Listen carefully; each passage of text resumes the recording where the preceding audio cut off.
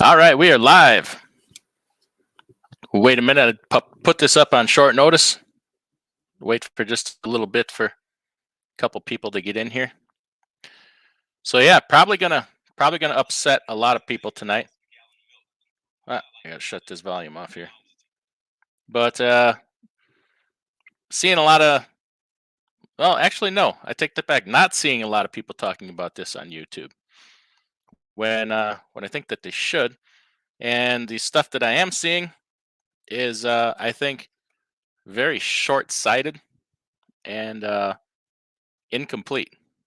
So, going to talk about it tonight with the disclaimer of caution. Something I say is probably going to piss you off. So, if as an adult you can't get your feelings hurt, or a differing opinion, an opinion contrary to your own, this one might not be for you, because that's what we're going to do. We're going to talk about this broker transparency issue. And a lot of the dirty little things that nobody's talking about, other than, ooh, got to see how much money they're stealing from me, right? That's the primary thing, is we got to keep brokers from ripping us off. And most of the conversations don't really go any deeper than that. So I don't know how long I'll go tonight. My voice is a little sketchy, but we'll try. So where do we want to start? Ooh, yeah, I'm making some notes here because I want to make sure that I cover everything that I wanted to talk about, and I'm probably going to miss a few things because just had a very stressful, busy day. So let's talk about broker transparency. Let's just get right into it. What is it? So there's a push right now by whoever. OIDAs, they like to think that they're leading the charge for the push for broker transparency laws in Congress. And what that means is they want a law. They want somebody to pass a law that says, hey, freight brokers need to disclose to the carrier how much they're getting paid on the load. Okay, that's what they're asking for here. So when you hear broker transparency, that's what we're asking here. Okay, now that's a big topic here. Hold on, my dog's. I gotta have my wife come get the dog out of here. You're just gonna sit here listening to her grumble all night. Can you get? All right, so that's what they're asking for. They're asking for brokers to have to show how much they're making on the load, how much they're getting paid from the shipper. Now, on its face, I can't think of one other business that operates that way. I can't think of one other business that is required to disclose to their customer exactly what their revenue is or costs in relation to production of their product, providing their service, anything like that. So it's a very unusual thing for somebody to ask for. Now, other than that, there's a lot of issues here. And some of it can come from lack of understanding. Now, contrary to what a lot of people believe, brokers do not work for you unless you hire a broker agent. Okay, there's a way that a broker can work for you. You can hire a broker to act as your agent. You can say, Mr. Landstar guy, I would like you to go out and find me a contract or a shipper that I can deal with, dedicated, and you act as my agent. You facilitate the transaction, right? You go to shipper and say, hey, I got Larry over here that's got a truck and he wants to haul freight for you. The broker can go out and make that connection, make it happen. And then typically, rather than the broker taking a percentage of that load, typically you would pay him a flat rate. Like he would say, okay, I secured you a 2-year contract with XYZ shipper. I'd like to get paid $5,000 for that. And then that transaction, that contract is yours. It can work either way. He could take a piece of every load. However, that is the situation where a broker will work for you. The other way is they work for the shipper. The shipper is their customer, right? And then, you would take the load from the broker, and the broker is your customer, right? You work to satisfy the broker. The broker is not their job to go out and find you freight. I don't know how many times I've heard that. It's their job to find me freight. No, it's not. It's their job to act on behalf of their company, secure freight from a shipper, and move that freight. All right. That is the extent of what they owe you, and to pay you to do it. Here's where it gets the biggest issue I have with the broker transparency thing. It's a race to the bottom. Everybody, that's a phrase people throw around, race to the bottom. And how does that happen? And I'm gonna speak from position of a carrier. We're a very small carrier. I'm not making it out to be anything that it's not. We're a small carrier, and I have some experience as a broker. Not a lot. I'm not a big time broker. Very small time. We've moved some loads. No, we're just getting started in all aspects of it, right? So if the broker is required to disclose to you what they're getting paid for the load, and you're me, say I call TQL, because everybody likes to pick on TQL, right? I call TQL and say, TQL, there's this load, and you have to disclose to me what you're getting paid on it if the loss exceeds, right? And they tell me whatever, $1,500, right? You can set aside for a minute the fact they're going to pay me $1,000 or $1,200, whatever. We're just not dealing with that right now. What we're dealing with is they're paying me they're getting paid $1,500 on that load. I'm a carrier. I have multiple trucks. I also have a brokerage. You don't think by the end of the week I'm going to be calling that customer and trying to secure that freight for myself? And you know what? I already have the biggest key factor in securing that freight. I already know the price. I already know what they're getting paid. All I have to do is haul it a little bit cheaper, right? So I take that freight. Now it's mine. And guess what? By the end of next week, somebody comes along and does the same thing to me. So on and so forth. It's a race to the bottom. It provides, and another aspect of that key piece of information of the rate that they're paying is the key piece that inexperienced brokerages are missing. Overseas brokerages, people that have no business in this industry, not knowing what they're doing, not knowing freight lanes and how to price freight. They don't care. All they know is I have to do it about $50 to $100 cheaper than the other guy, right? That's all they need to know. So process of thought, you can see how fast that's going to drive, faster than any other action or regulation in this industry is driven down freight. This will be the quickest. That's the biggest issue I have with it right now. But nobody's really talking about that. I don't mean a couple other people, but you have to understand that, right? So I'm going to talk about some things that people have thrown at me, saying that um, it's that will happen as a byproduct of that, right? So the theory is that people, shippers keep going with the cheaper rate. And honestly, right now, I know from experience, last year with shippers, it was about service and what can you do for me. This year with shippers, it's about rate, Jack. You can be damn sure of that. You still have to, perform, cover their freight, deliver it on time, but it is all about the rate. So they say, well, this shipper, they're just keep paying less and less and less every week. Eventually, nobody's going to haul their freight because it's too cheap and they're going to get a bad reputation. No, no, because there's already freight getting moved for next to nothing. To just be another cheap lane, another cheap commodity, right? Shingles and bricks don't pay very much historically. All the bricks that need to get moved get moved.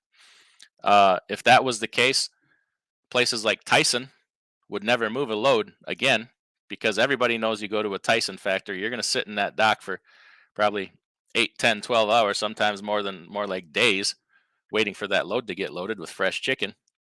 They still get all their freight moved. So unattractive freight, cheap freight, it's still going to move. It's still going to move. So that's not going to drive people away. All right. Now, there's a whole bunch of more things we can cover, right? The contract and the relationship between the broker and shipper is their business. As long as it's a legal and lawful contract, that is, industry contract. It is like any other contract. It deserves the confidentiality that any other contract does.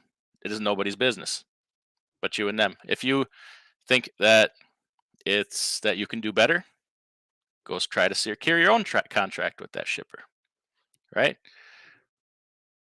Now, there's the fact of, do you really think it will only work one way, right? Do you really think that brokers are going to stand for this and say, well, okay, let's back up a second.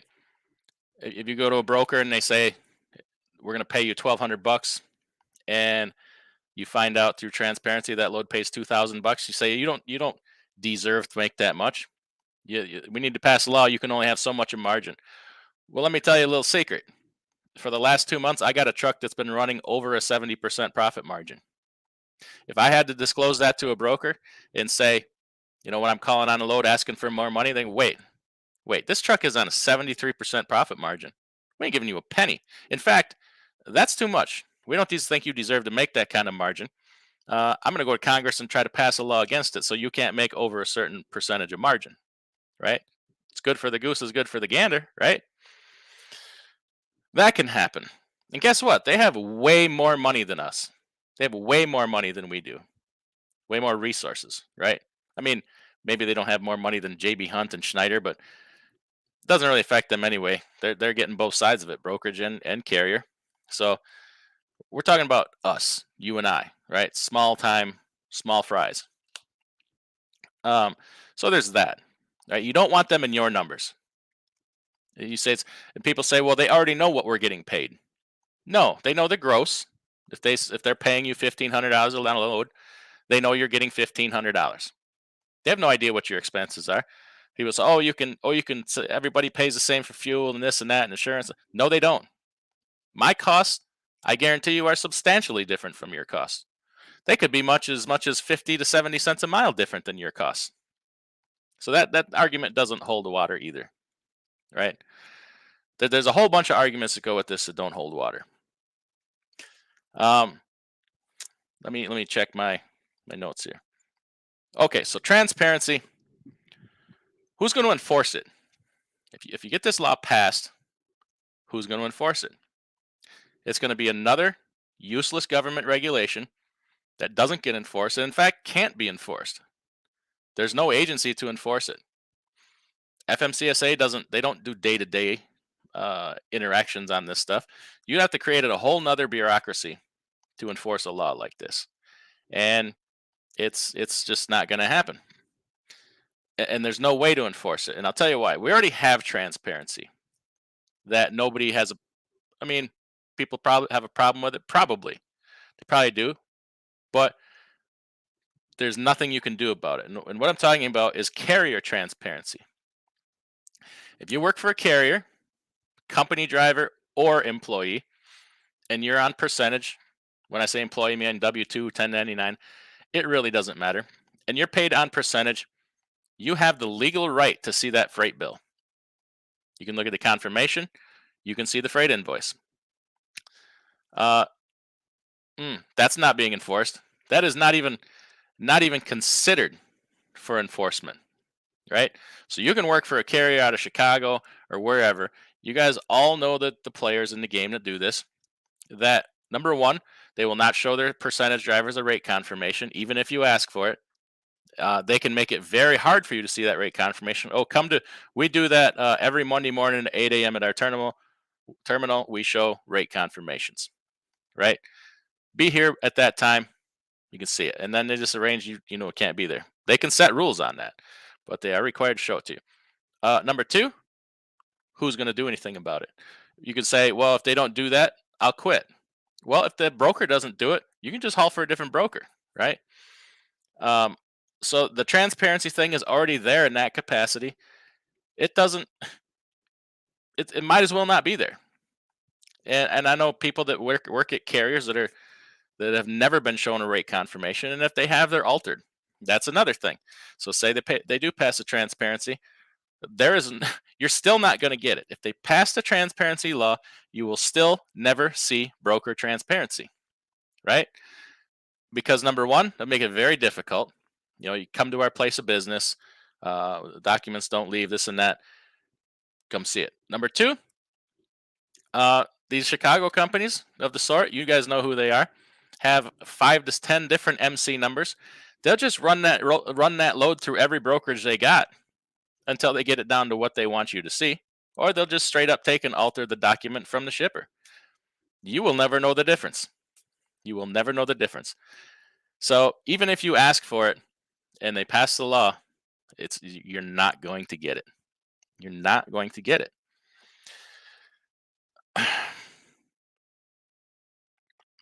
Broker transparency is largely a tactic to shift responsibility from you as a business person to put that burden on somebody else's shoulders, right? Rather than, and this is probably controversial. Rather than fight the struggle and go through the struggle and bear the burden of the business you chose to take on, it's a mechanism to try to make somebody else compensate, right? Business don't care about your feelings. Business is brutal. Business is ruthless, and y'all know trucking. Trucking is one of the most difficult. It's at the same time one of the most easy. It has a very low barrier of entry to get into trucking, even as with your own authority. The barrier of entry is very low. It's a very difficult business. We are regulated to the nth degree. We all know that. Competition is brutal. And guys, I'm going to come back to these. Holy cow. Roger Moore with $20 super chat. I appreciate it. What industry needs is for shoppers to care who is hauling the product. They've gotten too used to transportation as a commodity, not a service. Yes, sir. I appreciate that. I am going to come back to comments. I just want to get all my points across. Thank you for everybody for being patient, but I got to get this out while it's fresh in my mind. Big Rig DoorDasher, $50 super chat. I appreciate it. What this industry and country needs is more people like DIY. Man, I appreciate that. You don't even know. Like, that's touching. It's touching. Not the bad kind of touching that your uncle used to do. That's the good kind of touching. Roger Moore with $10 super chat. Appreciate it. So as usual, we already have too many laws, not enough encircling. Yes, it will just be another law that not only won't be enforced, that can't be enforced. There's no mechanism to do this. Yeah, they don't even do all the audits they're supposed to.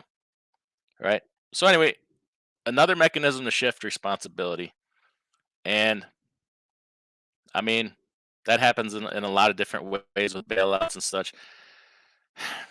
You're so much better off to stand on your own 2 feet, right? As a business, it's difficult.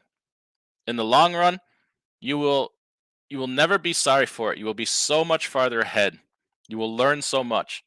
You will succeed, absent of somebody else, like not holding your hand, but like trying to watch out for people that are trying to stand up for you. Right? We all know who the ATA is. We all know what they're all about. They're not our friend. OOIDA, yeah, I just they're on the wrong side of this issue. They didn't help us with ELDs. They were somewhat on the wrong side of that issue, and they're on the wrong side of this issue. I don't know why, with all the lawyers and supposed smart people that they have, they can't think about some of these deeper issues. Right? That's their job. That's what you pay them to do. That's what you pay them to do. Nextly, if you don't like what a broker is offering to you, you don't have to deal with them. Trust me, I realize the situation right now, and it's tough. I'm going to sit here and tell you everything is rosy. Like, it's cutthroat brutal right now. It's going to get worse in the spot market. I'm also here to tell you that. Don't use them. So in the thumbnail, you saw this. We have this slogan in trucking: "Don't haul cheap freight." Right? Everybody loves that slogan. I agree with it. Can't argue with that. But the theory is, if you don't haul cheap freight, it will go away. We have some big issues in this industry right now with overseas brokerages and offshore this and that, right? We should take as harsh a stance on that issue. We should not use them, and they will go away. Will that ever happen? No, because it's business, and we're all different. We will never all agree on everything, but we have to share a similar position on some issues like that. We have the ability to change some things. Some things we don't. But we have to know and pick and choose when our opportunities are. And cheap freight isn't the same for everybody. What's my cheap? Like I said, my costs are different from yours. Maybe cheap freight means something different to me than it does for you.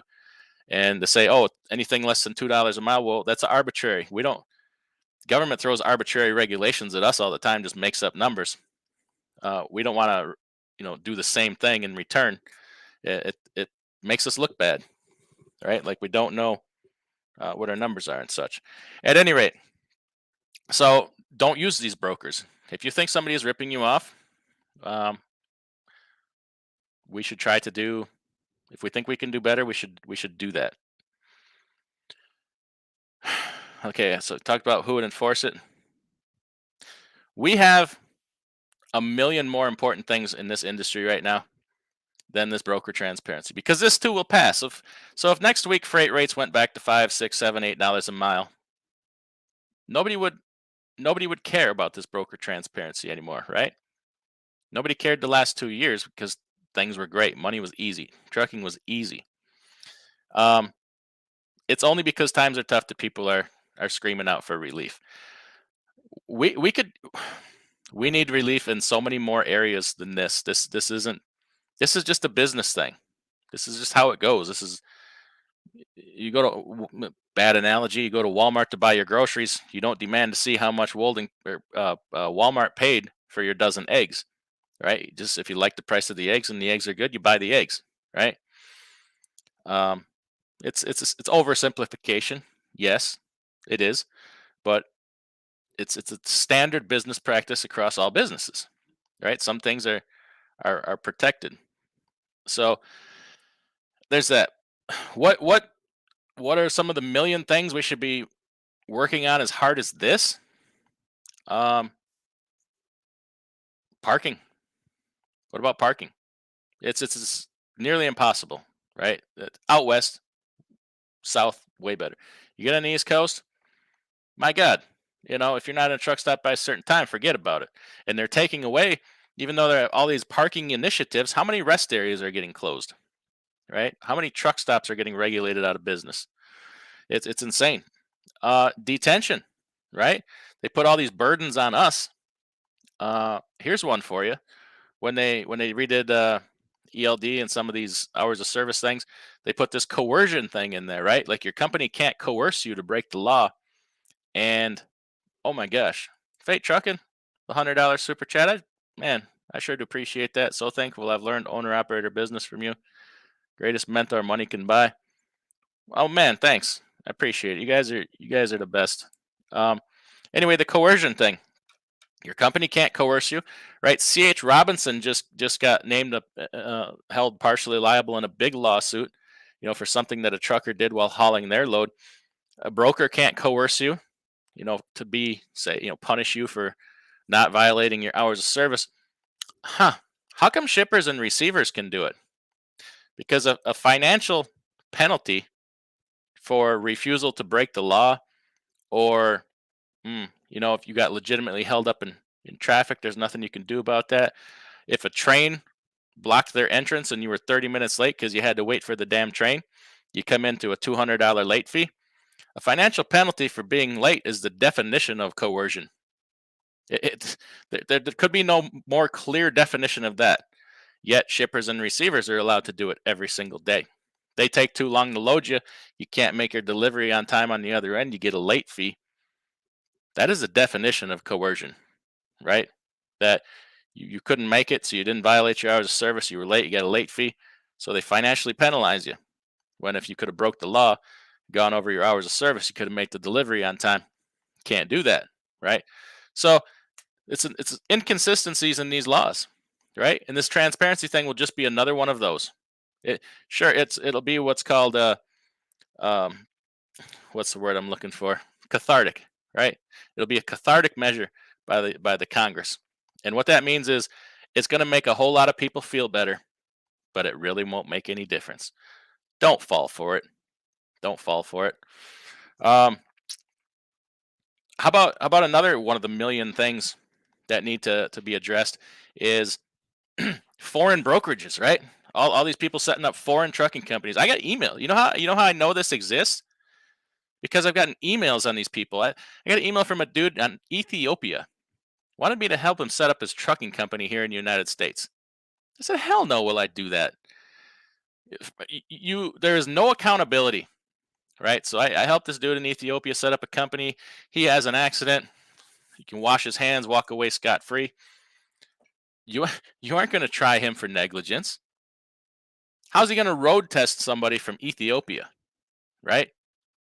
He's not going to give a damn about being compliant, having the correct permits, what kind of drivers he hires, making sure they're compliant. And it's the same with an overseas brokerage. They don't pay you. How are you gonna collect on a company halfway around the world? How are you gonna get them to do anything when it comes down to it? Yeah, it doesn't happen a lot when times are good. It does now, and you're gonna see it happen more and more. What do you, how is there gonna be any accountability, right? And the government knows that these places are offshore. They know damn well about it. They don't care. They don't care. So we have a lot of things like that. Let's talk about leveling the playing field, right? If you go back to the speed limiter thing, how this originally came about, I don't know what's being pushed as now as a safety thing. That's not how it started.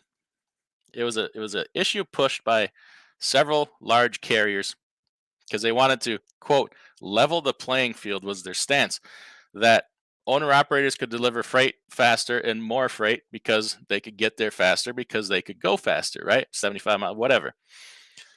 Well, it is a level playing field because in every state there's a speed limit, right? They have the option to turn their trucks up faster to go the speed limit. They choose not to. But it is a level playing field because there's a speed limit, right? Everybody can go to that point and nobody's supposed to exceed it.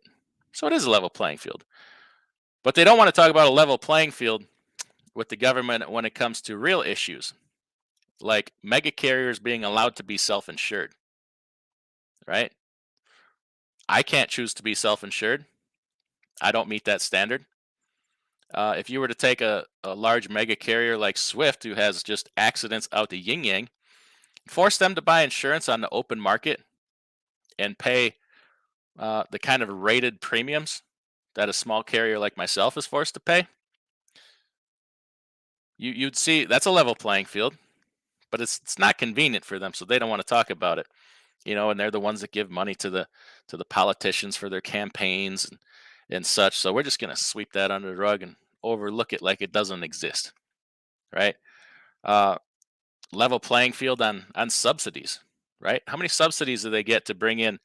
Was it K1 K, whatever the K number is, visa workers to their company, put them through driving school, and get their tuition and reimbursed by the government, right?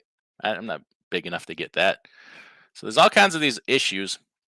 Um, it's rules for thee, but not for me, right? Don't let transparency fool you. Number one, you won't.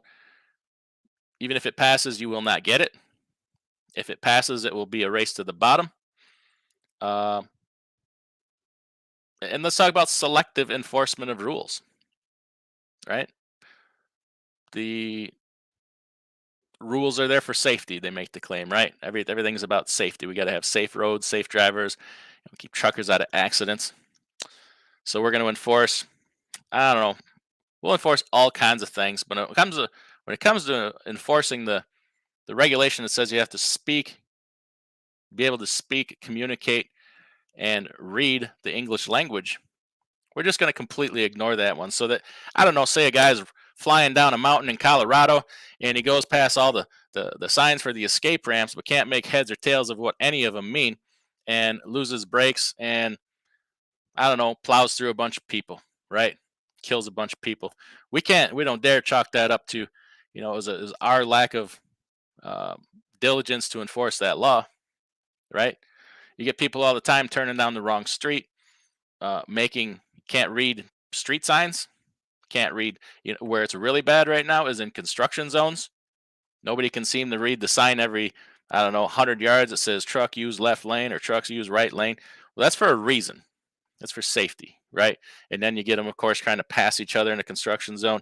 You get, all kinds of unsafe things because of that rule is not enforced. So until we get serious about addressing the real issues, things that would actually make a difference about in this industry, don't fall for this one. Oh my gosh, I got something here. Grade 8 Transportation just sent me a huge Cash App. My God, man. Thank you. 4.99. Holy Hanukkah. Thank you, sir. That was much appreciated and is too much. But I know you got all them kids at home, man. The fact that you chose to spend your time and money with me, I sincerely do appreciate it. But I'm frustrated. Things things aren't easy right now. Like, don't think things are any easier for me than they are for you. I fight all these same battles, right? Maybe from a different angle, and maybe I deal with some things that you guys don't. You guys deal with things I don't deal with. Like, I'm not on the road a whole heck of a lot anymore, right? I don't have that stress of finding parking all the time. I'm out on the road here and there, not extended periods of time. So you guys are dealing with that. I deal with a lot of things in the phone and the background stuff that you guys, the compliance you guys might deal with. So we complement each other well in this community. But in seeing and dealing with the regulations all the time, everything, every time they got to stop, right? They act like when they pass new regulations and change rules, it's no big deal. You just switch gears and comply and move on. They have no respect for the amount of money and effort it costs every time they change the rules. Even just changing the hours of service. You set up loads and runs, uh, promise customers things based on the rules you are facing at the time. And then, the hours of service we had last time, at one point, were good for 50 years. And now all of a sudden they got to change every 2 years. That costs money. It costs freaking money. And they have zero respect for that. So it's frustrating. Oh man, Bill Beasley, the $99 super chat. Man, I appreciate that, Bill. Thanks for coming in tonight, and I sure do appreciate all you guys. Let's get to some comments, but I wanted to talk about this transparency thing, and once again, it's probably gonna about half the people. It's probably gonna piss off and rub the wrong way. But if you really sit down, like honestly, just set emotion aside. Set aside all this YouTube crap of you got to get the most for everything and everything's great all the time, whatever, and think about all the issues that come with it, right? The negative sides of it will steamroll the upsides of it. There could be some upsides here. Okay, so let's talk about this. So you call on a load and it's 1,000. They want to pay you $1,000. You find out they're getting 2,100, and the common thing is, well, then I can negotiate for more money. Who's to say you can? In this market, that they might get it covered for $900. Like, there's no guarantee that just now because you know that it pays more money that you're going to get more money out of them. Can you hang up and move on and go to the next guy? Absolutely. But you can do that without knowing. Like, it goes back to knowing your lanes. I mean, if you're hopping around to a different lane every week, one after another, you never really develop in-depth knowledge on that lane, right? And what the historical rates are. If you've ever pulled for, a direct shipper on that lane, you can get some insight into that. So it's hard, but just knowing the info won't necessarily get you more money. It could. Um, in this market, he probably not. They're just gonna say, okay, no problem. And by the time he hangs up his phone, it's already ringing and picks it up again, and somebody else is gonna grab that load. Doesn't make it right. That's the environment we're in right now. That is absolutely the environment that we're in at this moment. The environment changes, the situation changes. This issue can change, right? But by then, probably people will forget because they won't be so concerned about it because things have gotten better for them. Okay, I got to clear the screen here for just a second, and we're gonna get into some comments here because I've seen some good ones here, and I don't want to ignore them. I get on a rant like that, and I got to finish it, right? Fate Trucking's Goatee in the house. Thanks for coming in. Pony Boy, Daryl Worth, TBT, Jackknife TV. Are we going to finally talk about the elephant in the room about this stupid transparency thing? Well, we just went over a lot of things. There's more. These are just the things I wrote down in a quick 5 minutes while I was waiting to go live. Oliver 880 says everything on YouTube is fact. Yeah, I don't know about that. Georgia Patriot, Hunters in the house.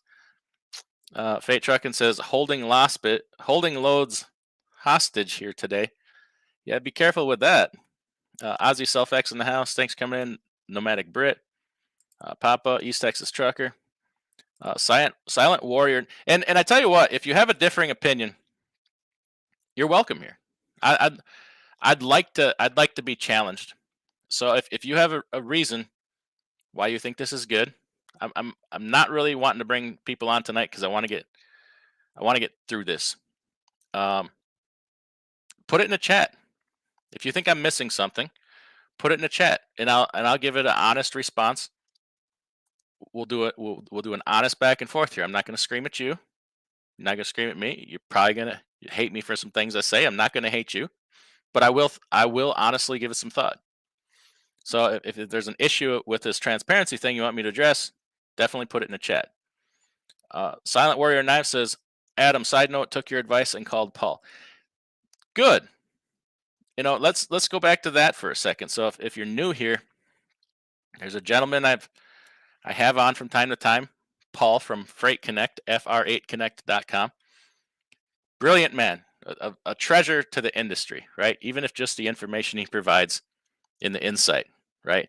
Now, we've been talking for officially 2 years on YouTube. We've done numerous shows. If you haven't seen them, go back and check them out, about building direct shipper relationships. It was easier for the last 2 years. It's harder now.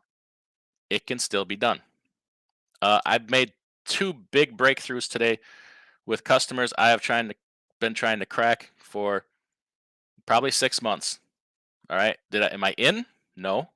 But I've gotten some breakthrough information on both of them. So we're going to continue to work those angles. It can still be done.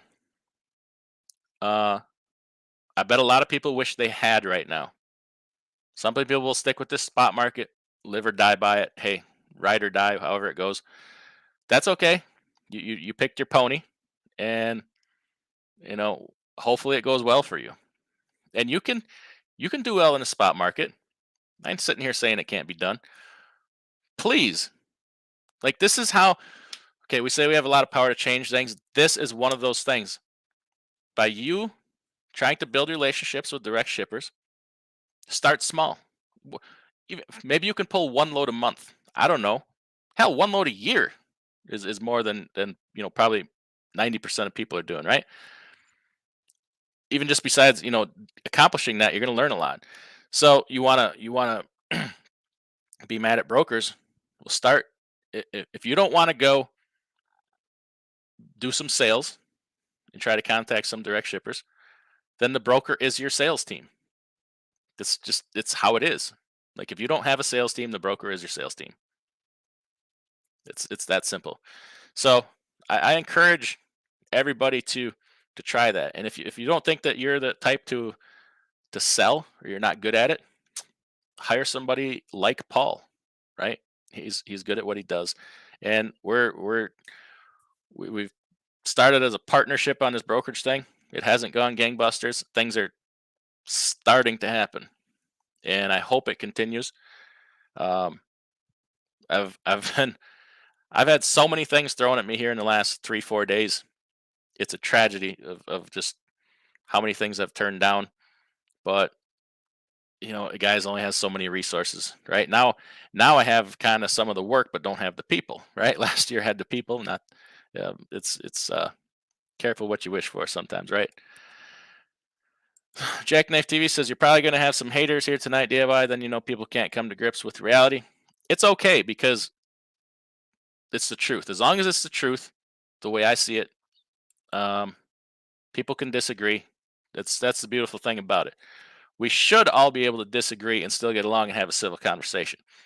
Somewhere along the line, we've lost that in this country. I think personally it's because of a lot of Facebook and social media, a lot of keyboard warriors. We forgot how to disagree with each other and have a civil conversation. I'd like to think we can still do that. Hey, it's not going to happen on a large scale. I get it. Pony Boy says, "Oh man, I'm local. I need a wrench. Let me figure out how to give to wrenches here. Um, I'll keep going here. There's a lot of people here probably need a wrench. Honestly, I'm not very good about doing that. I apologize. I got to do it on my phone. You can't do it on from StreamYard. Darren Fortney, tracking apps mandatory. Yeah, I get that. Unfortunately, now having some experience as a broker, it has to be because your smaller carriers are not going to have Qualcomm, PeopleNet, things like that. A broker has to have, and a customer have to have some insight on where their loads are. Let me tell you about the first load I brokered with somebody I didn't know. I thought they took off with the load. I thought it was gone. Uh, we picked up the load in Boise, where was it? Some outside of Boise, Idaho. It was going to Georgia, and the guy loaded it. Didn't hear from him for days, and I'm like, oh crap. Trying to get him on some tracking, wouldn't accept tracking. Finally, one day got a hold of him. He's in Pennsylvania. And I'm like, Pennsylvania is not on the way from Idaho to Georgia, dude. What in the hell is going on? Uh, it was it was a little scary for me, especially being the first load I gave to somebody I did not know, and it was extremely stressful. And I can't let that happen again. Not only that, but the shipper's like, every so many days wants an update. Where's my product? And I'm like, I don't know what to tell you. Like, I got to I kind of strung him along a little bit. It ended up working out. The load was days late, but we got it there, got it delivered. Everything worked out. Plus, the shippers want to know. Your bigger carriers, the shippers have insight into to where your trucks are through TMS systems and EDI and stuff like that. As a smaller carrier, you don't have that, so there has to be a way to track that. Um, Now, it does not need to be abused like TQL, where you use their tracking and they still call you 7 times a day. That's where the problems come in, as far as I see. Um, Mark M says, "Put your big boy pants on and realize nobody is transparent in business." That is true. That is true. Skinny Peter says, "I can't see your live show. I'm watching a commercial over here. You make sure to watch them commercials till the end, sir. That is how we try to get paid here." Snorlord in the house says, "Hi, thank you for coming in." Skinny Peter says, "I just don't get it. Explain to me, Mr. Peters, Mr. or Mrs. Peters, how I do not get it." Uh, Elo's six boy, "I feel it should be regulated. No way a broker should be able to make more money than me on a load." Okay, well, let's have this debate. Elo, how do you know that they are? Number one, if you haven't seen their rate from the shipper, how do you know that they are? Because somebody on YouTube got you all geeked up, telling me that, well, broker, this load pays $5,000. You don't know shit. Maybe last year it paid that much. Do you know how bad shippers are beating up brokers right now? Let me tell you a story of what happened last week. We had this customer contact us, wanted a quote on some freight, right? It was empty pallets from Kansas City to Santa Ana, California, almost 1,600 miles on the dot. Dry freight, wanted a quote. So I did my research, looked up the lane averages, the highs and lows for that lane, came back with a quote. I think the shipper to broker rate average was 3,150. So I bet it at 3,100. The broker to carrier average rate was 2,700. So I said, okay, I'll leave some room in case I have to come down for the shipper or come up to the trucks. Trying to leave a space to still make about 150 bucks. And I sent that 3,100 to the shipper, and he about lost it. He says, "Damn, that's high. Wow, that's high." He's like, "I got quotes direct from carriers for 1,300 and 1,400 bucks." I'm like, then you're foolish for not taking it immediately. If somebody legitimately gave you a quote for 1,300 bucks, that's 81 cents a mile. You should take that. And then he's like, "Well, what could you realistically do it for?" I said, 3,100 bucks. I am not damaging my reputation. I am not. If I take your load for 81 cents a mile, what the hell am I supposed to pay the truck? 70 cents a mile? What if I got to pay him $1.20? You expect me to eat 40 cents a mile on your stupid pallet load? No. We've had people tell us try to take loads for 90 cents a mile. You want the rest of our freight? You're going to take these loads and cover them for 90 cents a mile, or you have no access to the rest of our freight. Well, keep your freight. That's how things are happening right now. Transportation budgets are blown for companies. They were blown last year. They're blown this year, and market circumstances say that they don't have to pay as much, and they don't. They're right. So freight, a lot of freight gets rebid every week. Long-term contracts in transportation are largely meaningless. They can be broken by either party at any time, and they are all the time. A lot of shippers have gone to weekly spot bids. They have a list of brokers they send out load tenders to. You come back, you bid that lane for that week, and lowest bidder gets those rates or gets those lanes, and then they do it again for next week's rate. That's how a lot of rates are being done right now. You can disagree with that. I'm here to tell you that's how a lot of it is being done. There are still contracted rates in effect, right? Where a broker would have the ability to, quote unquote, rip you off or screw you. If they're still getting their contracted rate from 6 months ago and they can drop the rate, yeah, that's an instance. There are, in fact, there are times when they make more. Anyway, back to Elo's comment. No way a broker should make more. So give me your concrete evidence on how they are making more. I'm not talking about, well, you know this or you know that or this is what. No, you tell me exactly the number, and then you tell me what. See, it's what you think you know that really kicks you in the ass. It's what you think you know, and I'm not being mad at you. I'm telling you, I'm trying to change your way of thinking here. Number two, just because they may make, say they make $500 on a load, right? Just like you, they have expenses, and don't come at me with that laptop in a load board crap, because that don't hold water. You know how I know? Experience. You don't think I have to pay to somebody to go out and do sales? Salespeople are highly paid, right? There's a lot of things. Okay, and I could stick $50,000 into expenses securing a customer, and guess what? Next week they cut ties and go with somebody else. You take a lot of losses in that way too.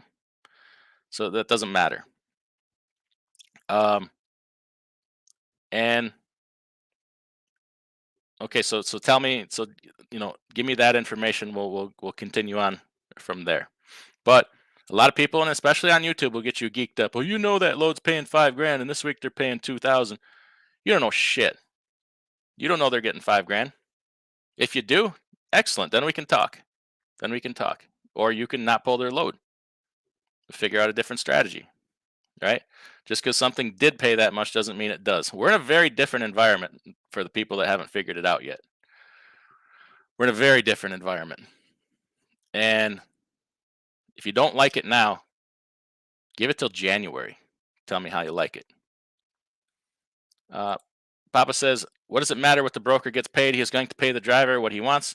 If you don't like that, there are 10 other drivers to move for his price. You're exactly right, especially in this environment. His call waiting is probably beeping while you're talking to him. Well, Pop-Tart retired today. Well, congratulations. You won. Pop-Tart. Derek Carter, heck, super ego. Don't even tell the truck what they make, and they want brokers to tell you. Exactly. So that's the carrier transparency part. Who's enforcing that? In fact, okay, so let me ask you this for the people that want this. If you are leased onto this super company, right, and you wanted to see the invoice, which you are entitled to see, and the carrier doesn't want to give it to you, tell me who you report it to. Tell me who you go to for help. I bet you nobody even knows. Or tell me the mechanism. Would you take them to court? FMCSA doesn't do that.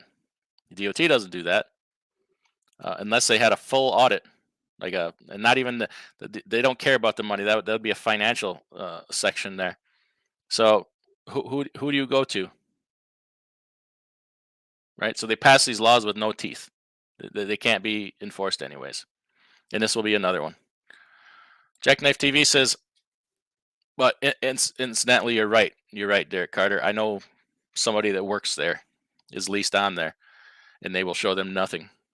And he has caught them skimming rate cons, finding out what the broker paid and then what his rate con said. And there's still nothing you can do about it except for quit. Excuse me a second. Jackknife TV says, so we honestly think brokers are getting handed $10,000 loads, paying us $2,000 for 500 miles and pocketing the rest. Come on, folks. Yeah, ain't got it like that anymore. Shippers are and receivers are shrewd right now because their budgets are blown. Their transportation budgets are blown. Snorlord, or $2 super chat, appreciate it. Transparency is for everyone gets a everyone gets a trophy, chumps. Possibly. TBT says some government contracts do require certain private sector companies to provide the financials during the project. Yes, they do.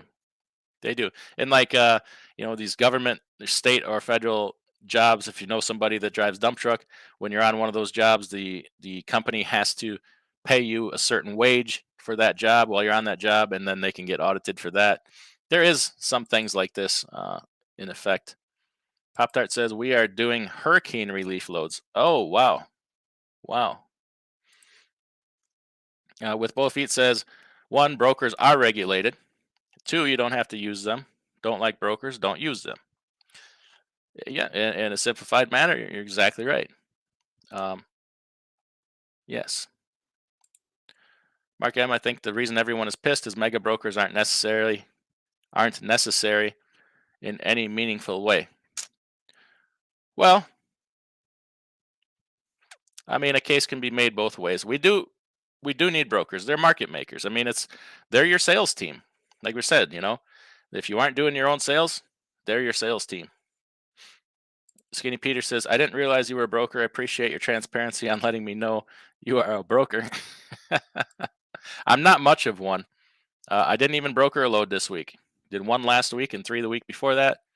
I should be doing much more right now because the freight's coming in, but baby steps. I'm only one freaking guy. I got trucks to manage too, and drive myself a little bit. So it gets a little tough. JD Jeff gonna lower freight rates. It will. It will be the most significant factor on if it can be enforced, if people comply. Those are some big ifs. It will be the biggest factor to affect freight rates since the pandemic.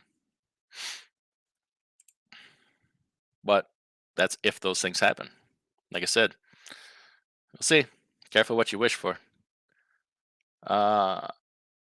Jackknife TV says something take you out lately has been offering the best paying loads, at least for flatbed. Anywhere I go, my carrier doesn't use them at all. You talking about TQL? Is that what you mean? I got no beef with them. It's popular to hate on TQL on YouTube, man. But I tell you what, I'm still getting good loads from them. So I don't know. Maybe your carrier's score is bad. I don't know. Yeah, TQL. Yep, there we go. Gary Bates in the house. Thanks for coming in. Thumbs up, poop emoji. Goes way back. Gary, I do have your emails. I apologize, man. I'm so far behind. I will get to them. Also, if what's the YouTube name? Cool Trucking. I got your voicemail today. I was locked out of my Ring Central account. I will get back to you. Sorry about that. JD Jeff says undercut till your competition can't survive the big four model. It happens. I mean, good, bad, or otherwise. That's how it happens. Pop Tart, the load board is nothing but a dumping ground for the mega fleets, dumping the trash they don't want, and the brokers are double, triple brokering that down. Okay, yeah. So let's go. Another thing, another one of the million things they could do something about is double brokering and identity theft. There's people stealing the identities of brokers now. We had one in a video not long back, and selling freight that as XY, say they're pretending to be CH Robinson. They're pretending to be CH Robinson, selling freight, taking the money and disappearing. They can't find them. It wasn't Robinson in the first place. So it's not just a matter of non-payment. Hunter says it's only a race to the bottom if you broker the loads. Yeah.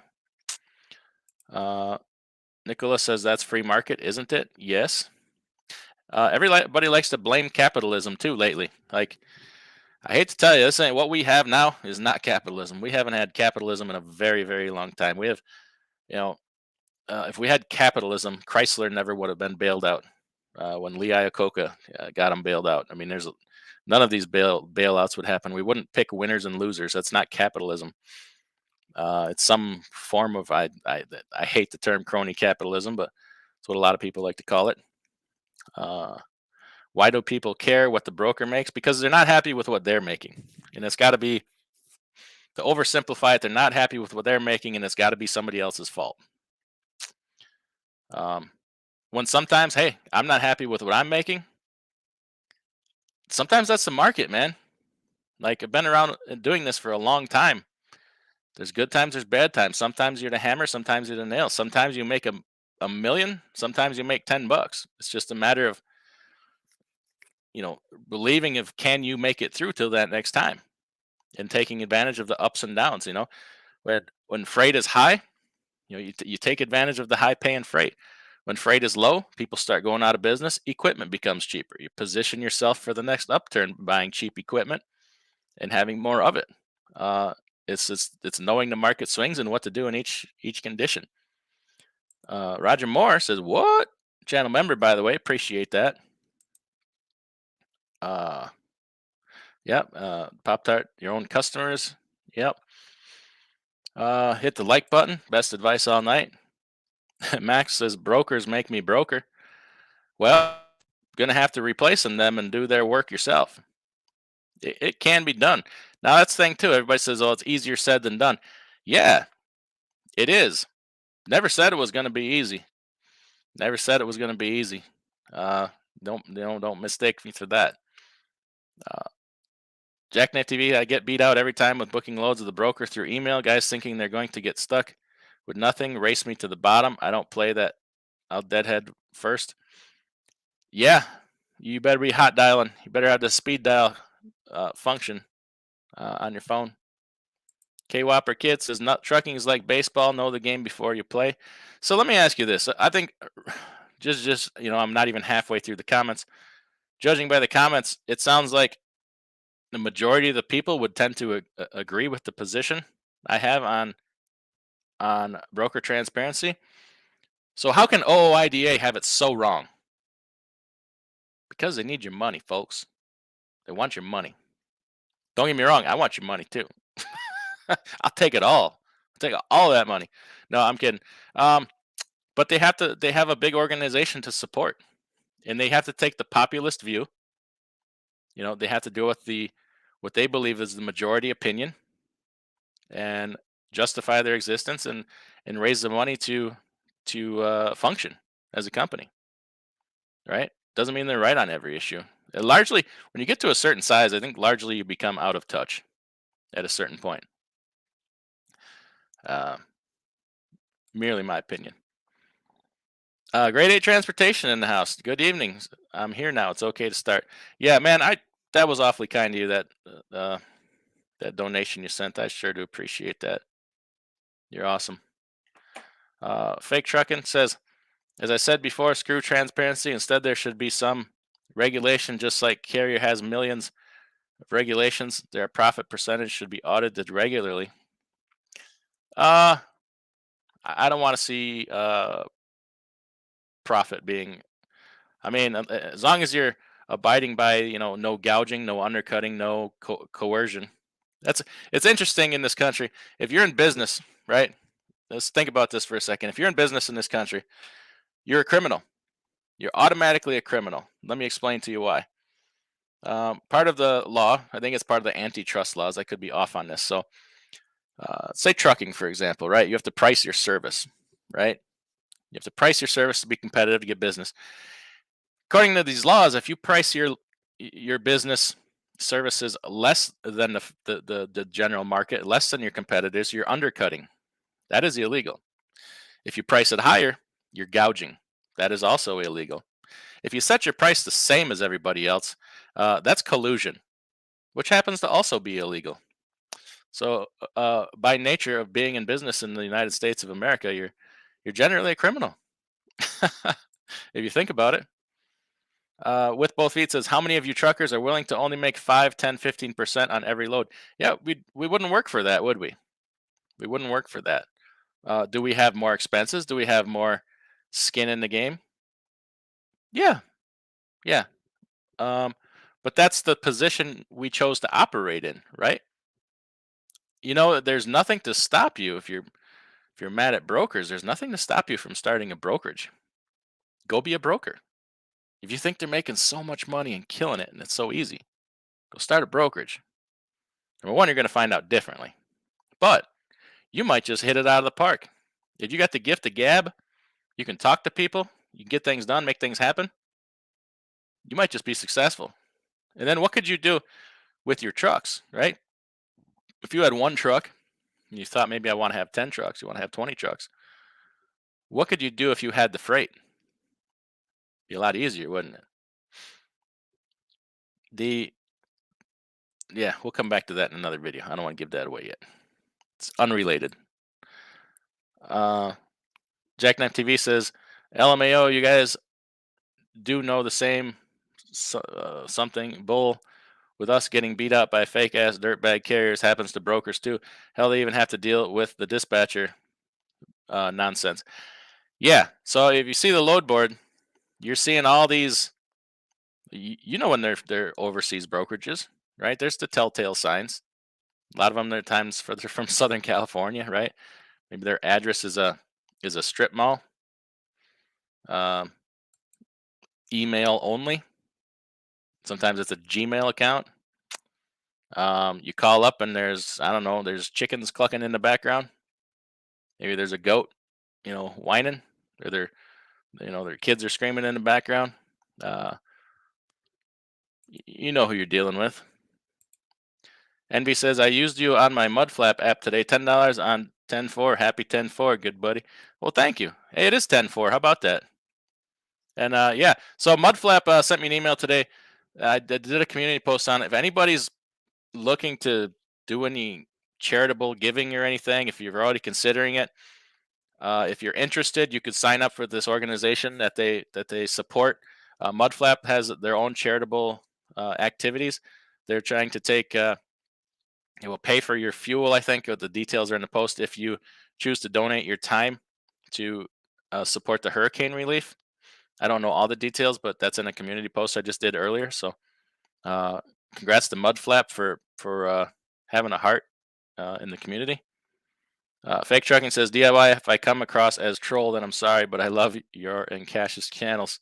Well, excellent. Thank you. Cash has a great channel too. He'd be in here tonight, but he is trailer trucking. Oh, there you go. Carlos Cruz. They should be fighting get rid of the 34-hour reset instead. Yeah, the hours of service are they always will be an issue. It's because it's one size fits all for the most part. You have a couple of variants, but this trucking thing is not a one size fits all. There's couldn't be farther from the truth. Jackknife TV, here's what I'd like to see in regulation. How about overseas companies can't start a brokerage or carrier, or at least their operations have to be ran in the States? Yes, for the number one reason of accountability, right? If it was all about safety, you would want somebody to be accountable for those accidents, wouldn't you? Rather than being able to hide in Serbia, right? Now, the insurance companies is held liable, but insurance companies right out, and some things are criminal, right? Insurance company is not going to be held criminally liable. That would go to, whoever the uh, director of operations or whoever it would be in that company, right? What are you going to do? Go drag him out of Bhutan and bring him over here? You'll never find him. You're never going to find him. Well, I come up with some random country names, don't I? Nice. Yeah, Roger Moore, once again, appreciate it. We need shippers who care who is hauling their product. And you know what? In the last 2 years, we had that. We really did. But now it's all about money again, man. It really is. Did we get another? Let me scroll here for just a second. Bill Beasley with another $99 super chat. I appreciate that, Bill Beasley. You're all right in my book. Ooh, chat just jumped on me now. I got to get back up to where I was. There we go. Brother Craig says that's crony capitalism, not capitalism. Yeah, it's something. It's a lot of things. It's a conglomeration of BS. Um, Shopfee says, like DIY always says, know your worth. Yeah, that's another guy. That's not me. I tend to say know your place. Know your place where you fit in this market. Know your niche. Know know where you operate best, right? Find your highest level of competency and operate there, but be careful not to go above your highest level of competency because that can lead to disaster. Kevin Coleman says, my dude said, if you can't cut the middleman, be the middleman. That's right. That's right. We can all do that. Starting a brokerage does not take a lot. Maybe that's another problem. The barrier to entry into a brokerage is lower even than it is into trucking. A $75,000 bond is not enough. It is not enough because by the time you got to file on that bond, so many other people beat you to it. It's exhausted. So there's that. Jackknife TV says, here's an example. So right now, trucking is basically a mechanic shop with 6 other shops down the street competing for the same business. And guess what? Government, all cars cannot be older than 3 years. Yeah, yeah. Um, Minnesota Kid says, Fate Trucking's driving down the road looking at a bulldog's butt on his hood. Yes, there's no better way to do it. Gary Bates says, I really think this for attorneys and judges to force a decision on what is exploitation and what is liability. Yeah, if I had more confidence in these people to act in people's best interest, maybe. But generally, they act for themselves. Yeah, Brother Craig says it best. We're from the government and we're here to help. If you're here from the government, you're here to mess some stuff up. That's what it is. Jackknife TV says, if anything, considering that lease purchases are so easy to get, and you have companies like Lone Mountain, I think to get your own authority, whether that be a broker or carrier, should be a minimum of 5K. 5K for what? For like cash or I'm not sure what we're talking about. With both feet says, channel member, by the way, thank you. Let's have more laws that the little guys have to follow, and the big companies get exemptions for it. There you go. How about this? Oh, you want to level the playing field again on another issue? So everybody that works for me has to have a CDL, right? But some company just went out and got an exemption that they can pull people with no CDLs and have them pull doubles. What in the hell is that all about? That is no further proof do you need than it is not about safety. How many exemptions do big companies get from the FMCSA already? Just get more of the same. You are exactly right with both feet. Carlos Cruz says cheap freight don't exist. It is relative. It's different people's opinions. I will say I've seen some loads posted for like 23 cents a mile. I can get behind that and say that that's cheap, darn sure cheap freight. um, Mark M says, how about the carrier has to tell a shipper how much they got the load for in order to pick up the freight? Shipper doesn't care. They don't want to be in the middle of this. That's why they hire a broker to handle these things. They're in the business of making and shipping widgets. That's what they want to focus on. They don't want to deal with all these problems. That's why they outsource it. Uh, it might be effective though, but how are you going to make a shipper ask? You know, if they really don't care and they don't want to make issues. You know, like if you show up to pick up a load and you tell them I got $1,500 and they say, well, that load we paid 3,000 for it, and you say screw this and I'm out of here, leave without their load. It just makes more problems for them. They don't really want that. Jackknife TV says, let me just self-insure myself and FMCSA. Can I like barely teach these guys to drive, pay them 30 to 40 cents a mile, and pretty much sweep anything off the rug when they screw up? Thank you, ATA. Yeah, all kinds of exemptions. Shannon Thomas Trucking in-house, appreciate it. Channel member. Remove the 34-hour reset. Yeah, we talked about that. Chicken Hawk in here, so what's up? Fate Trucking, once again, thank you. You're much appreciated.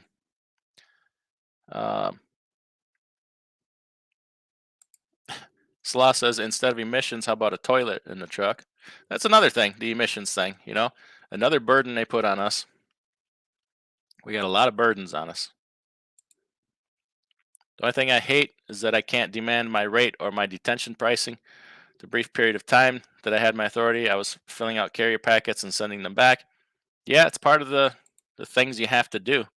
But I tell you what, tonus need to go up. Truck order not used. Uh, you know, or even layover pay. Cash and I were talking about that earlier.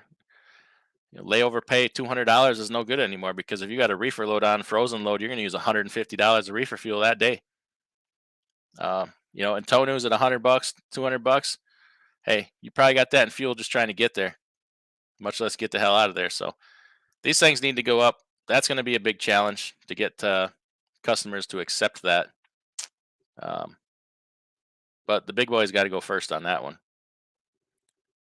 With both feet, yeah, parking, better hours of service rules, waiting at shipper and receivers. Yep, those are the things. Those are the issues right there. Detention, yes, yep, that's right. John Boy says, if anything, support a law that YouTube truckers can't talk about all the money made per week, which brings in newbies who think trucking is get rich quick. That's why there's an oversupply of trucks. John Boy, thank you. Cash and I have actually talked about that in some lives, that happened, right? But you don't see them posting rate cons now and bragging about how much money they're making, do they? That's you were right. You were right. And people, oh, how the hell would you know? Because Cash and I and people on YouTube, we get a lot of emails, right? During the last 2 years, you couldn't answer them fast enough. I'm a school teacher. I'm gonna go out and buy a 1995 FLD in a flatbed, and I'm gonna put somebody in it. Can you walk me through how to do that, or can I hire you to set up my company for me? On one after another after another. I'm a dentist. I do tech support, whatever. But all they knew was that there was a ton of money in trucking. You're exactly right, John Boy. Yes, and yeah, it's self-explanatory. A lot of people gave up really, really good jobs to do this. Jackknife TV says, with my itemized cost sheet and brokerages, we're literally laughing in my face saying we don't have time for this. Either you agree to our contract or you'll haul nothing because no other brokerage is going to accept this. All right, we got some people having some conversations in here. Mark M says, with both feet, I did it once at a nursery in Kansas City. Shipping guy said he wants the carrier paid the most and was sad how much the broker took off that load. The broker never posted that load again. Yeah, I had that happen to me once. I was in South Charleston, South Georgia, right? Like so many years ago. Dang it. Yeah, South Charleston, wherever the hell that is. Flatbed or step deck. I was picking up this load of aluminum, and I had agreed on a rate with the broker. And when I was getting loaded, they were putting all these stops on me that weren't on our rate con. So I called the broker and said, "Hey, there's some more stops on this truck. It was going all the way to California. So there's some more stops on this load that you didn't tell me about." He's like, "Yeah, and this and that." I'm like, "Well, we need to talk about some more money, because it's not all that many extra miles, but you're adding some extra days on here because you only get so much done in a day." And he blew his lid. He's like, "I'll just get somebody else to do it." I'm like, "Oh, well, okay." So I go told the guys to take it off my trailer. I just got fired from the load. And they're like, "What?" I said, "Yeah, this broker just yanked the load from me." Um, so they're taking it off, and the shipping manager comes out and says, "What happened?" I said, "Well," says, "I didn't know about any of these extra stops. I told the broker," I says, "ask for a little bit more money," and he fired me." She's like, "Hold on." She went back in. She must have called the broker and fired him. And then she comes back with a stack of paperwork. She says, "Here's all the stops. Would you do it for this much money?" I think they were paying me $4,200. This was years ago, and she was telling me she'd give me $5,000. I'm like, "Yeah." So I did it. And while I'm getting loaded, the broker is hot dialing me, leaving me nasty voicemails, calling me. It was Mason Dixon was the broker, and he was getting borderline like threatening with me. So I played some of the voicemails for for the shipper, and she says that guy will never haul for us again. I'm like, well, just so you know, I didn't like cause this. She's like, no, you didn't cause this. I fired him. I never told her what he was paying me, so whatever. But it does happen. There are customers that do care. Uh, Life's Journey says, could you tell me why everything is getting expensive except transportation? Things are getting expensive due to inflation and a whole host of reasons. And transportation is not because of supply and demand. There is way more trucks than there is freight. Uh, we are not in the position of power anymore, like we were. There was way more freight than trucks. Now it is the exact opposite. So market forces being what they are, we make less. Wait, that's not the right answer for YouTube. Uh, Let me reread. Could you tell me why everything is getting expensive except transportation? Because brokers are stealing all your money. Is that better? Did I do that better? Was I at least believable? I gotta practice that. Let's see here. Assy McGee says you're absolutely right about transparency driving down prices. It's not hard to understand. No, but it's not popular because it kind of lets you off the hook. If there's somebody else to blame, you don't have to be responsible for it, right? Psychologically, anyways. So we got a lot of good conversations going on in here. Yeah, Jackknife TV says the suit and tie guys see this coming from a mile away. It's the same thing they did with the farmers with contracts for the chickens, turkeys, crops, etc. Yeah, um, the big carriers, they knew this was coming. Everybody should have known this was coming. The writing is on the wall. We were talking about it last year. Um, what's going to happen?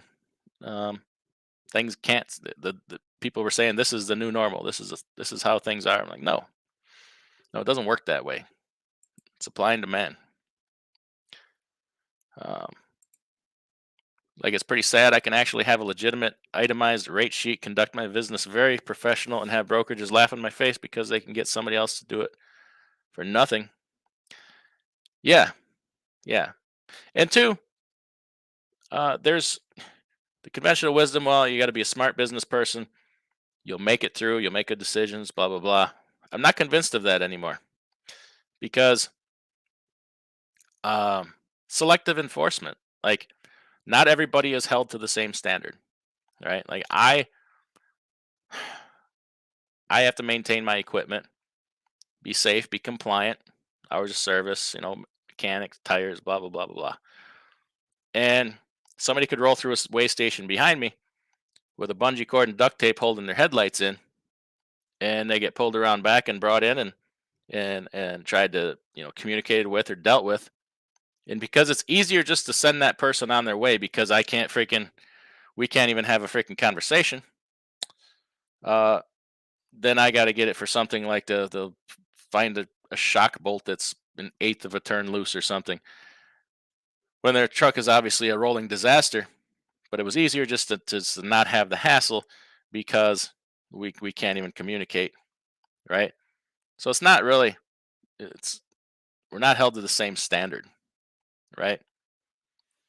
There's a lot of little things like that. There's a reason why I think that adage is not necessarily true anymore.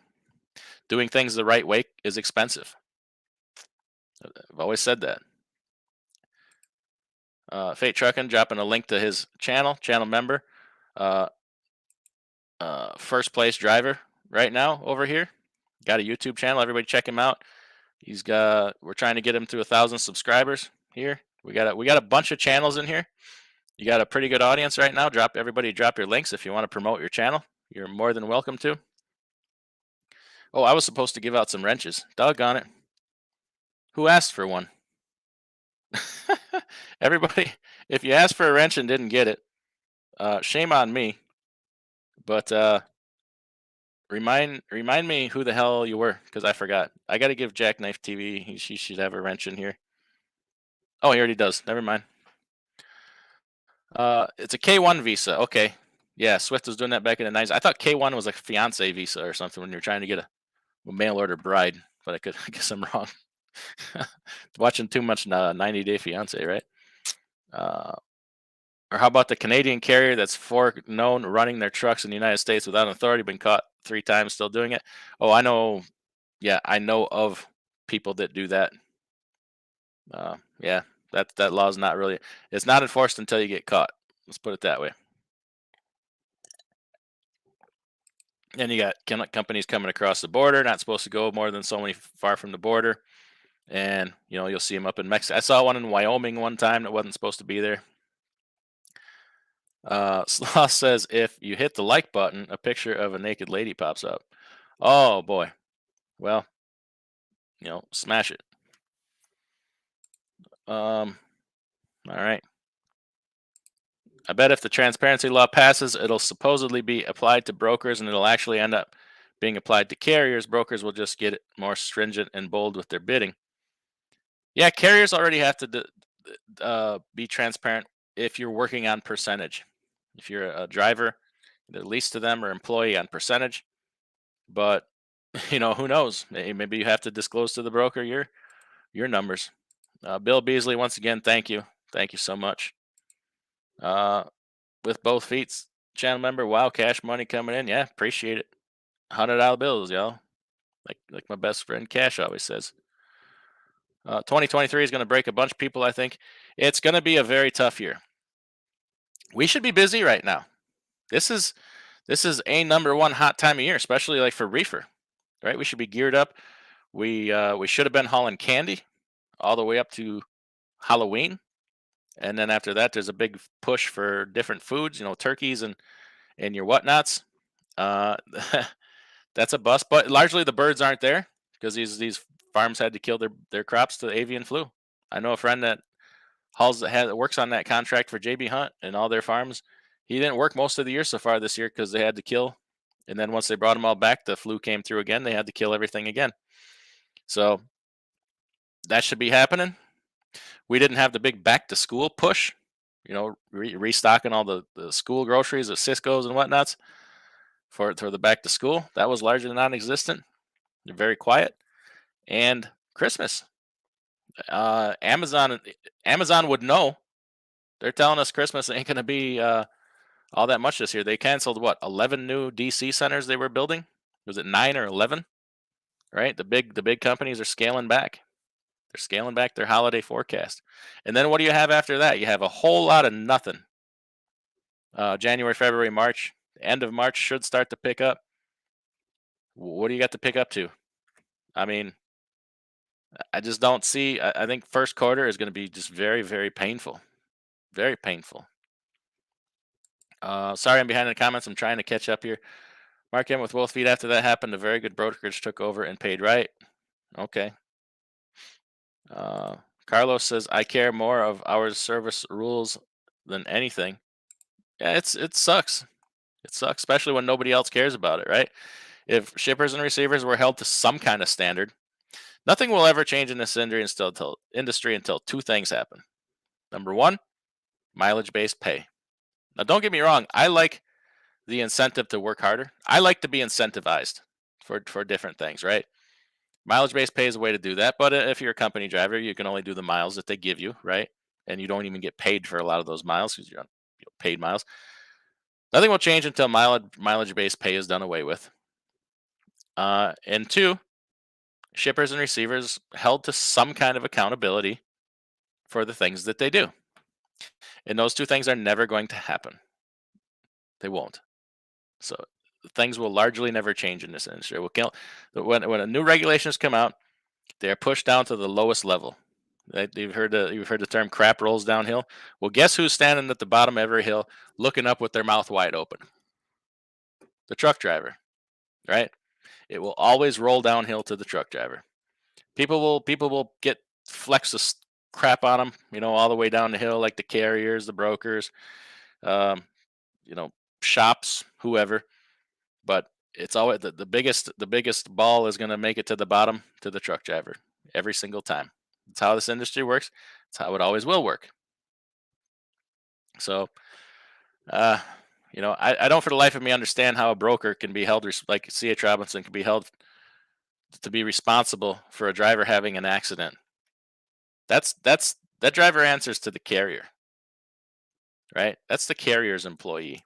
It's their job to make sure he's safe and compliant and doing things and qualified, right? And not doing stupid things. It's just a matter. It's because they've been trained to go after the deepest pockets. Uh, Jack Knight TV says, Bill, hope you do well for yourself. You're going to pay for DIYs and cashes mortgages this month. Hey, let's not be throwing shade at Bill Beasley. He's a hero around these parts. Trucking with Cliff says the ATA needs to go away, or at least be exposed largely for what they are. Right? They only care about their charter members, their big companies, because that's who pays the bills around there. Right? That's who pays the bills. They're gonna lobby that way every single time. Joshua is gonna watch the replay tomorrow. Okay, thank you, appreciate it. Jack Knight TV says, at least the ATA actually works properly for their members. OIDA is a joke. They're just ripping off stupid older owner operators like the rest of the system. Well, I don't want to call anybody stupid. That's not nice. But no, you're right. ATA gets results for their members. You got to give them that. Got to give them that. And OIDA takes to see which way the wind blows, and then make sure they got the wind to their back at every time.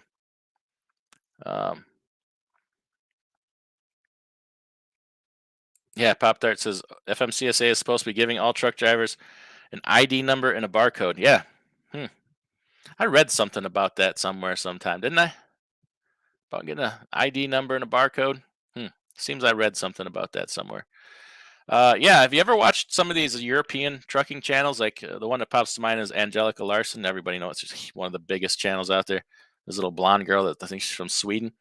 I was watching one time she drives this Volvo cab over, goes back and forth from Volvo to Scania, but in this Volvo cab over, had to take her driver's license and put it in a little slot. There's this little box on the overhead, where the little cubby hole there would be, little box, and you have to insert your driver's license in there, and it has to stay in there the whole time you're in that truck, or the truck won't operate. I wonder, kind of wonder if that's kind of what they're going towards here. So, with the super mega Chicago there, instead of having right now they give you 4 or 5 different logins for your ELD. So when you run out of hours, you just switch to a different login. So when you get hired, what would they just send you 3, 4 different driver's licenses in the mail or ID cards? So you just pop one out and put a new one in. Yeah, you gotta wonder. When the government gets involved in a free market, it's always FUBARD. Yeah, look what they've done to farmers. Don't let them do that to us. They got their hooks so deep into farmers. A farmer can't operate if they don't take every one of their subsidies and all that crap. They could never sell their goods and services on a free market because there is no free market for agricultural products. It's all subsidized. Don't let them do that to us. Insult investor, long time no see. Yeah, I had a super busy couple of weeks here, and just kind of wanted to do this tonight, get back into it. Let's see here. Has anyone been on eBay trying to win an auction, getting into bidding wars? These bidding wars will be devastating to trucking. Yeah, there you go. But or like what's that TV show with the U-ship? What is that? Shipping Wars? Is that what it's called? Where they're just cutting each other's throats. I mean, that's obviously for dramatic effect of TV, but yeah, that show's about as real as the Tooth Fairy.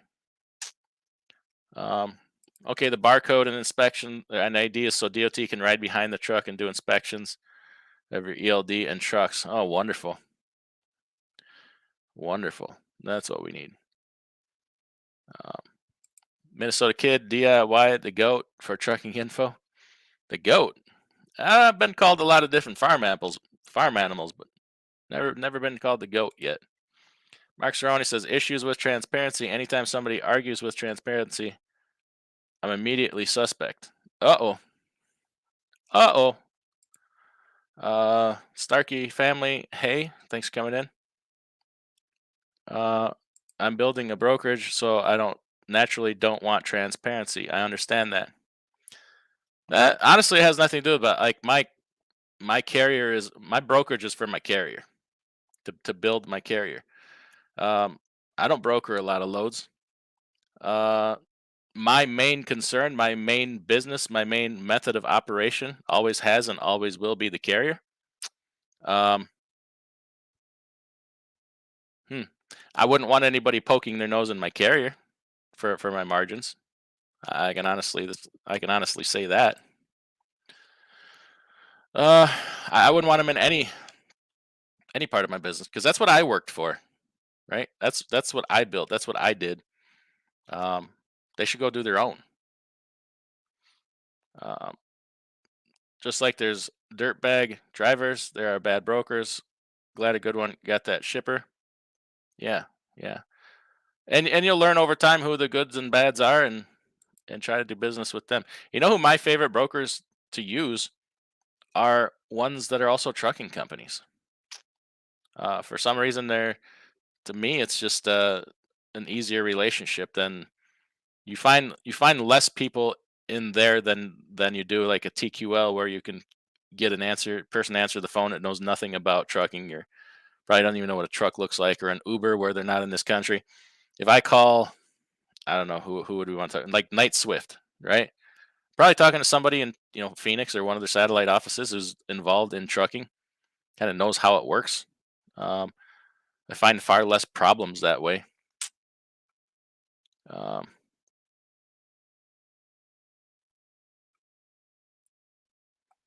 what do we got here? John Iverson in the house. John, I just saw your email this afternoon. I missed you. I'm sorry. I don't check that email all that often. I'm so sorry I missed you. Nothing has really changed. Still constantly working on stuff though. Crazy Uncle BOC in the house says, "What's up? How you living?" We live in large. We live in large. You know, doing that thing. I see you're trying to you build that carrier up again. Good for you. Good for you. Bill Beasley, 999 super chat. Appreciate it. Me and Cash in the dry van down by the river. Oh man, that would be You're gonna learn. You're gonna learn a thing or two, Bill Beasley. You're gonna learn some things you probably didn't want to know. Took off with the load. That's what she said. Oh, it ain't a live stream without a that's what she said. TBT says the truth can hurt. You can either run from it or learn from it. Rafiki, I don't know who that is. That's a good quote. Um, Shippers are cheap. They can put a tracker on the load. They can. They could. I actually have one customer that does that. Oh, Trucking with Valox says I must be late. There are already hundreds of dollars in super chats. Yeah, but there's always room for more. There's always room for more. Good day. Click member Valox 18. Yep. We can start the party. He has arrived. Bill Beasley says I was late to the live, but I paid detention. Yeah, you did. Uh, you're right. Common courtesy is gone in the USA. Yeah, we gotta learn how to get along again, man. Because as long as we're fighting with each other, we don't see who's got your hand in your back pocket picking it. They keep us fighting amongst each other, so we don't pay any attention to what they're doing behind their back, right? 1,600 miles, 3,800 would be my lowest. Yeah, I mean that's what the average rate for that lane was. It's 3,100, and I looked and I did some comparison. I have both sides of DAT, the brokerage side and the carrier side. So I checked both sides to see what the what average pay was, and then what loads were moving for. Um, I have a hard time anybody, especially as a carrier, would bid $1,300, 81 cents a mile. You'd have to be out of your damn mind. Oh, Eddie is in the house. Let's hope all is well. Yeah, haven't seen you around in a while, Eddie. Um, Encyclopedia of Trucking. Yeah, but not a very good encyclopedia. I'm not the Encyclopedia Britannica. More like the Funkin' Wagnalls. If anybody remembers that, if you're also an old man, you'll remember that from the grade school library. Bill Beasley says, I'll take the load for free, but I'm going to need beef jerky, stiff towel, and some lot lizard sweat. Oh, That's the only kind of party you need. Load boards are full of crap loads too. They are. They will. They certainly are. Oh, Pop Tart's going out for dinner. See you. Thanks for coming in. Starkey says I turned down a Wisconsin load today for $2,300. Where'd it come from? Where'd it come from? Might be a good one. If it's coming from Chicago, that's pretty doggone fire rate. Shippers have already raised prices to consumers. So where did the money go? Did it vanish? Well, there's more to it than that. You have, you got inflation across the whole supply chain for raw materials. They blew their transportation budgets, over the last, 18, 24 months. It's hard to recover from some of that. Sloth says, I report to the Pete Booty Judge.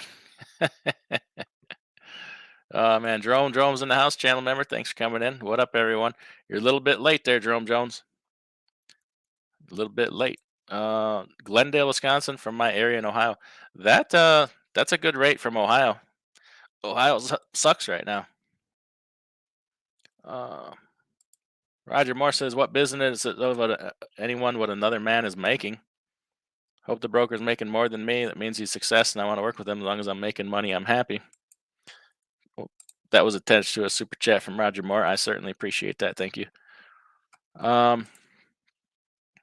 Asphalt Jungle, in my opinion, there are way too many drivers, way too many owner-operators, thousands and thousands of authorities handed out in the last 10 years, lower number of drivers. Rates will get where they need to be. Yeah, we need, it's going to take, in excess of 100,000 authorities to fall off before I think it makes any meaningful difference. Because you also have to account, you get the excess authorities and then the decrease in freight volumes. I think you got to have, I'd maybe even say more than 100,000. I was looking today on, I'm trying to make sense of this FMCSA website here. It's on the ai.fmcsa.gov.dot.gov. They give some statistics, but I can't sort them by date. I'm trying to see how many authorities have fallen off, but they don't give me that information. You can just go, the most recent numbers from 8/26. It says there's 2,001,128 carriers, 8,950,014 CDL drivers, and 8,085,103 vehicles. And then I can advance filter that to, we'll put truck tractors, general freight, and then we can either pick household goods, passenger, hazmat, motor coach, HM safety. Let's put new entrants. We'll hit apply. 90,845 carriers, but it doesn't tell me the time period. It just says 8/26/2022. It doesn't say how far back that goes, though. So, okay, here's something interesting. In a 5-year trend, December of 2018, there was 38,639 authorities? Is that what this would be? 2020, 47,000. We'll just round them off. 2021, 86,000. 2022, 90,000. That's new entrants, but that's not right either because we had well over 100,000 last year. I'll have to. Well, that's just general freight and truck tractors. There's 10 different kinds of carriers you could be here. I'll look more into this information. I'm trying to come up with some numbers for what's fallen off here. Antrax and says it's stupid to expect someone's business secrets. Oh, IDA raised this issue because they know nothing will come, but they fight for their members. Everyone knows behind the scenes, so it's self-indulgence. To an extent, I bet it is. There's an old term that used to work: vote with your feet. Now people stand in line to hand a business money while people whine about how they hate business they're supporting with their money. I think social media taught us that. Like, it's popular to hate big business. Well, guess what? We need big business in this country. That's who hires people, right? A poor person never hired me to do anything. I've worked for plenty of large businesses. So I don't hate rich people. I don't hate big companies. Do they do some crappy things? Absolutely. So do small companies. And companies don't do anything. People do things. So if you get a big company run by a bunch of crappy people, yeah, they're going to do crappy things. You put good people in there, they're not going to do those crappy things. Uh,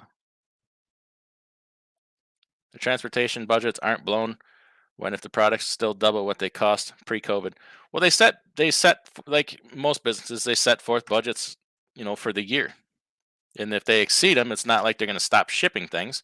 They're still going to ship them. They're just over budget, right? And they try to compensate. So that's kind of what I'm talking about.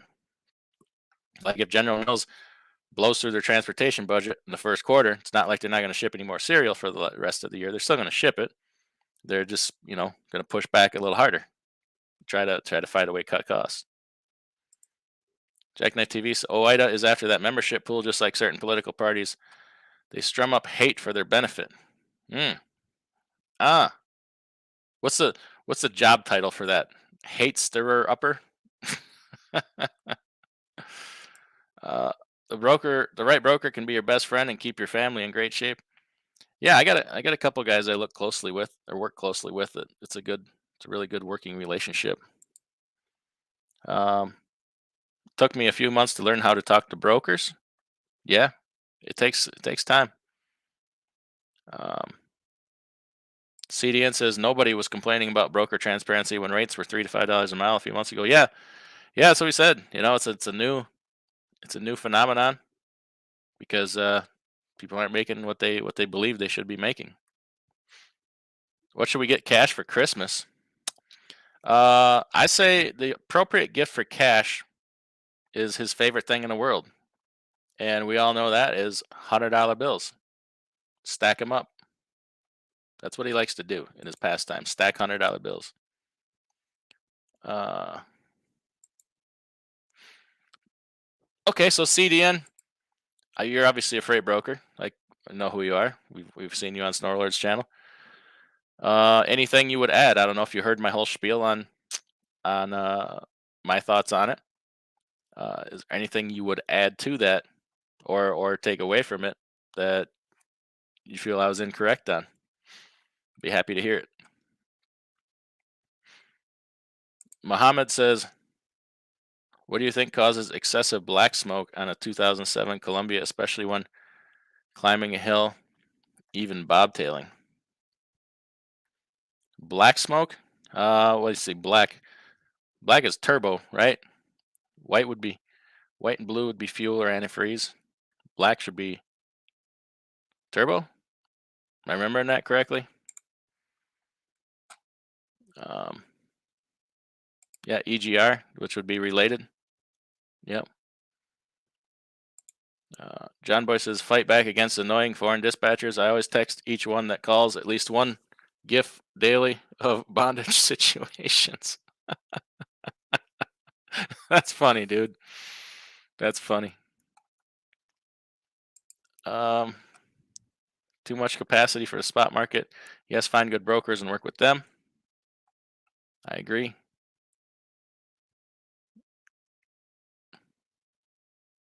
A lot of hate going on. Yeah, there's always a lot. It's always plenty of hate in trucking, isn't there? Nunya Business says you have to know your numbers, be prepared to pass if the numbers don't work. If you negotiate a rate with a broker and get what you want, you shouldn't care what the broker makes. Yeah, I can get behind that. With both feet, $5 super chat, appreciate it. He says, fine, here's some. Throwing that money out there. So far, Grade 8 Transportation is a viewer of the evening with a $4.99 Cash App. Holy cow! I appreciate that. It makes me feel special. Makes me feel like you love me almost as much as cash. WCF Invader says, shoot, I'm tempted on putting my authority on hold and going to be an owner operator for DIY. Yeah, I've been getting those emails lately. I ain't gonna lie. Like sometimes I maybe make it sound too easy. It's not. Like I wouldn't. I mean, if you're already in it, that's one thing, man. But I wouldn't go out and get into this spot market thing right now. That's for sure. I don't know. I feel like I have some promising things happening. I was just talking to my was I talking about? Cash about that earlier. I think last few days have been, pretty stressful. In addition to everything going on, and like had a couple breakthroughs with a couple different customers, and I think it's some positive direction. What it turns into, we'll see. Damn it, Bill Beasley! Another $99 super chat. You up, smooth criminal? I miss little Michael. I miss little Michael. Tell you that. CDN Broker says you could add transparency between carriers who have lease drivers. Carriers ensure they're profitable with lease programs, and they should. Who is to judge their profit percentage? Yeah, we did talk about that a little bit in relation to transparency. How I don't know how it is in Canada, but in the U.S., if you're leased on as a carrier on a percentage basis, you are entitled to see the invoices. But that doesn't happen. It doesn't happen. But nobody does anything about it. So, right on, Nunya, WCF. You've been seeing what Fate has been making. Yeah, but he puts out his numbers in Argentinian and peso. That's something he does not disclose. So when he says I made, $8,000 this week, that's Zimbabwe lira, Turkish lira, not U.S. dollars. Starkey says, honestly, I really do not care what a broker makes on a load. If I'm happy on the terms, then that's great. Brokers have large overhead also. Things are expensive. I'm telling you what, I'm learning how expensive some of this software is. Jeepers. You can't just buy anything anymore. You got to, rent the license per month. Backwards PNW says, I don't think we need most brokers.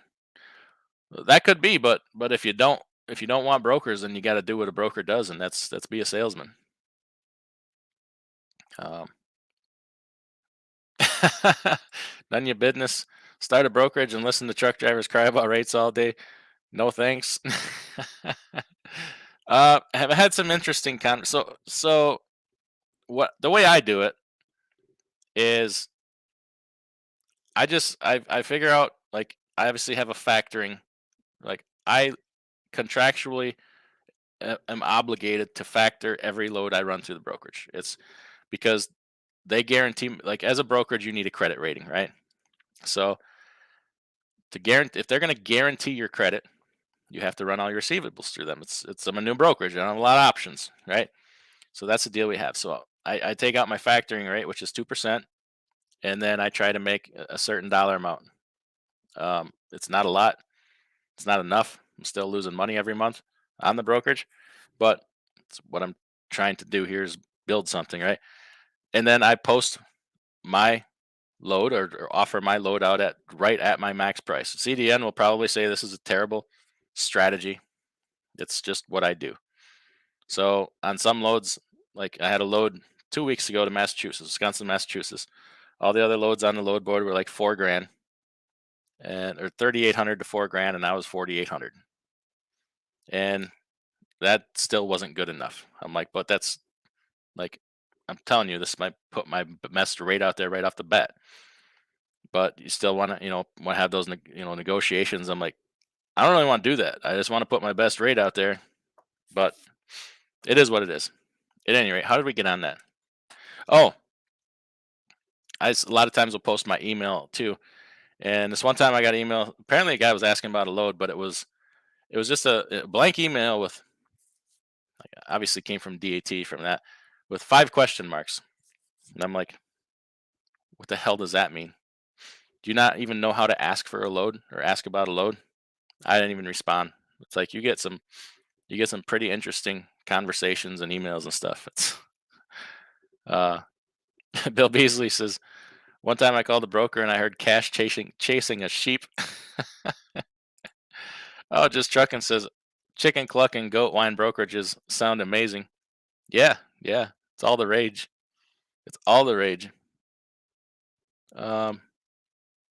Starkey says, one broker I use has a computer in his garage at his house next to his pickup truck. I've used him for 13 years. Yeah, that's the kind of broker you want, really. It really is. World geography with DIY test next week. Yeah. Bill Beasley is apparently the king of Bhutan. If you're the king of Bhutan, you got to learn how to spell it. It's Bhutan, I believe. Jesus says a big shadow from Dallas, Texas. Thanks for coming in. Simon says it's not about safety. Check out the rules of hours of service in the oil fields. Do they even have rules in the oil fields? I thought the only rule in the oil field was if you lose a finger, just get back to work. Rub some dirt on it. CDN says, keep in mind many shippers add profit to the broker quote to offset their warehouse and admin costs when charging their end customers. Logistics has a lot of layers and players, each making a few bucks. Yeah, like especially in the reefer business. So you get a load that leaves, say Nestle, goes to Lineage Logistics for distribution. They might sell it to Cisco, which is going to receive it probably sometimes at an Americold, and then maybe to a Cisco. I mean, it goes through a lot of layers of transportation before it gets to where it needs to be. I mean, sometimes I wonder how they make money on the goods in the trailer because the transportation is so high. By the time it goes through, all the different steps of what it needs to be. Carrier packets are becoming extremely easy, especially through Truck Smarter. Yeah, and RMIS and My Carrier packets and all those. BJ says if you just chased money the past 2 years, you're probably hurting now. Should have kept a few friends. Isn't that the truth? That's for darn sure the truth. And we were trying to gently encourage that, Paul and I, and a lot of pushback on it. But what can you do? People change when they are ready. I think a lot of people are ready right now, but the competition is fierce. You and 100,000 other people, right? Marty says rates in the pandemic should be what it is now. Yeah, some I see, some are lower even. If volumes, well, hopefully volumes don't get down to that level, but some areas I'm seeing it. Cash is King Trucking says I totally disagree with John Boy. Oh, I forgot what John Boy said. Oh, I got a text message here.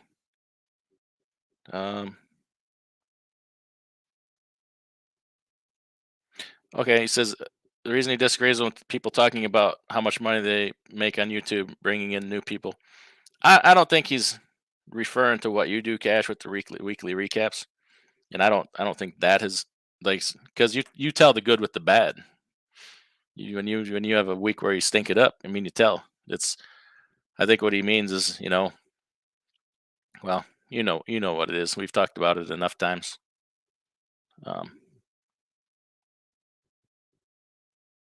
Fate Truckin' texts me, just says, just say my name, Daddy. Fate Truckin', Fate Truckin', Fate Truckin'. So we're trying to get him to change his channel name to Mac and Cheese Truckin' officially. It's gonna happen. So anytime that I refer to him from this point on, it will be Mac and Cheese Truckin'. Just Truckin' says, in the words of Jerry Maguire, show me the money. All right. Did that work out for Jerry Maguire? I can't remember. Didn't he get fired for that? I don't know. Yeah. Okay. South Charleston is 3 hours for me in South Carolina. Okay. I was thinking South Carolina first. Then for some reason I got Georgia stuck. Oh, Savannah. That's Georgia. Never mind. I'm tired. Is Man versus Road in here? Did I pass his comment? Haven't seen him hanging around for a while.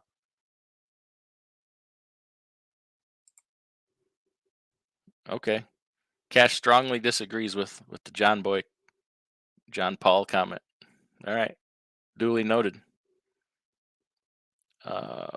Baylor got bought out by Werner. Yeah, mergers and acquisitions. Tis the season. Tis the season. Casey Mo says China to U.S. 40-foot container rates are now 3,900. A year ago they were 15,000. Damn it. Woo. Yeah, and they're saying the overseas rates are just continuing to go down. That's going to trickle down. John Boy says, Cash, I like your content and attitude. How many new truck owners do you think have come into the business because of you and Just Trucking? they're very different. I like okay, so I gotta stand up for my boy, right? Uh, they're very different perspectives, very different channels. They do very different things. Uh, just trucking has a very big channel.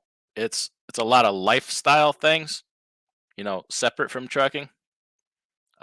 Cash doesn't do that. It's strictly trucking and jaw jacking and whatnot. With a lot of comedy mixed in. So I'm not sure it's fair to. Cash does something called a weekly recap. If you guys don't know, check out both channels. Everybody obviously knows who Just Trucking is. Cash is King, great channel. Great channel full of information. Does this thing called a weekly recap where every week he recaps, what he made, what his expenses were, and you're not only going to get the good, you're going to get the good and the bad. So you learn just as much from the bad as you do the good. And what you're learning from the bad right now is, hey, be connected with somebody, carrier that's not just spot market, that has relationships, because it's bringing him on the bad weeks.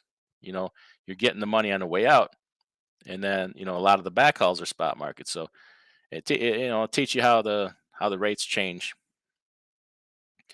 Joe Little 9099 super chat, appreciate it. I remember back in '08 and '09 as a company driver, was on a dedicated account pulling pork east and peanut butter back to the Midwest. I ran more miles in recession than in a booming economy. Yeah, I mean, in in a downtime, a big carrier is a place to be, or even a medium sized carrier. They got connections like that. I've done such things myself, and I honestly think we're coming into a time like that. Like, I think a lot of people should give up their authorities and lease onto a company, if we're being honest here, because that's what you do in a time when you need safety. And we're coming into such a time like that, where it's time to think safety and survival. Um, yeah, I really do. Um, Trucking with Valox says, go check out Fate Trucking's Mac and Cheese Trucking channel. Definitely, definitely. Nancy Hernandez, hi from California. Thanks for coming in. Um, Skylar says, I want to get my authority active when it's difficult market, but the insurance is ridiculous. Um, yeah, insurance is high too. And starting in an authority at a time like this is difficult. Not saying it can't be done. Maybe you already have freight worked out. I don't know what your situation is. Um, Sonny says 90% of the trailers are enclosed. Why not switch it up and do what others are not? That's my way of thinking right now. Yeah, I think a lot of people are thinking that. Oh, Marty needs a. I thought Marty Saint Amor already had a wrench. Let me. Well, now my chat don't want to play on my phone. I'll get to it if I can. I'm sorry. Um, Just Reckon says, I do believe Bill Beasley needs to have blue letters and a gold plated wrench. Is Bill Beasley not a moderator? I am slipping. I am slipping if he is not. Oh, he is now. There, we just fixed that. We'll make CDN a moderator. Who else needs to be a moderator here? Chicken Hawk, he's been around long enough. He gets a moderator. But we got a lot of. Is Mark the Mailman a moderator? He is now. We got a lot of new people in here. Appreciate it. Ron gets a moderator. There's Marty. Good moderator. I'll try to hit some more here as we go. Appreciate it. Thanks for pointing that out. If I could give a gold-plated wrench, you'd certainly get one. You've certainly paid for the privilege. Nancy says, do you have a video on how to renew apportioned plates, please? I would have to do 50 different videos because that's a state thing. I imagine they're all pretty similar. It's not generally you'll need they'll tell you you need these 4 quarters of IFTA. Won't necessarily be the most recent 4 quarters. You might go back one and then start from there. And you fill out the application with your state, and it should be fairly easy. I've done Wisconsin and I've done Tennessee. Those are states have done, and they were actually pretty similar. But every state is going to have its own nuances. So, not having done every state, I can't specifically say for you. I'm sorry, but it's pretty easy. Just get with your state Department of Motor Vehicles, and they probably have a guidance on that. Uh, you should have a 18 karat gold wrench. Absolutely. Why did he drop another one? I'm losing track of where the last one was. Holy cow! Bill Beasley says to ease the sting of losing $300 and the football pool. Thank you, Bill. Yeah, I lost $300 last week and the football pool. Yeah, so I appreciate that, Bill. Thank you. Oh, I can't keep up to the comments. Let's see here. All right, I'm just gonna start. Uh, Baylock says at Cash, you guys telling you that on your channel too? I didn't know I had so much power. Oh yeah, you got all the juice, Valox. You got all the juice. Starkey family says he's planning on going local, adding a wet kit. There you go. A lot of work doing that. John Boy, how do too many trucks appear all of a sudden? Because it was a gold mine. It was a gold rush in trucking. Honestly.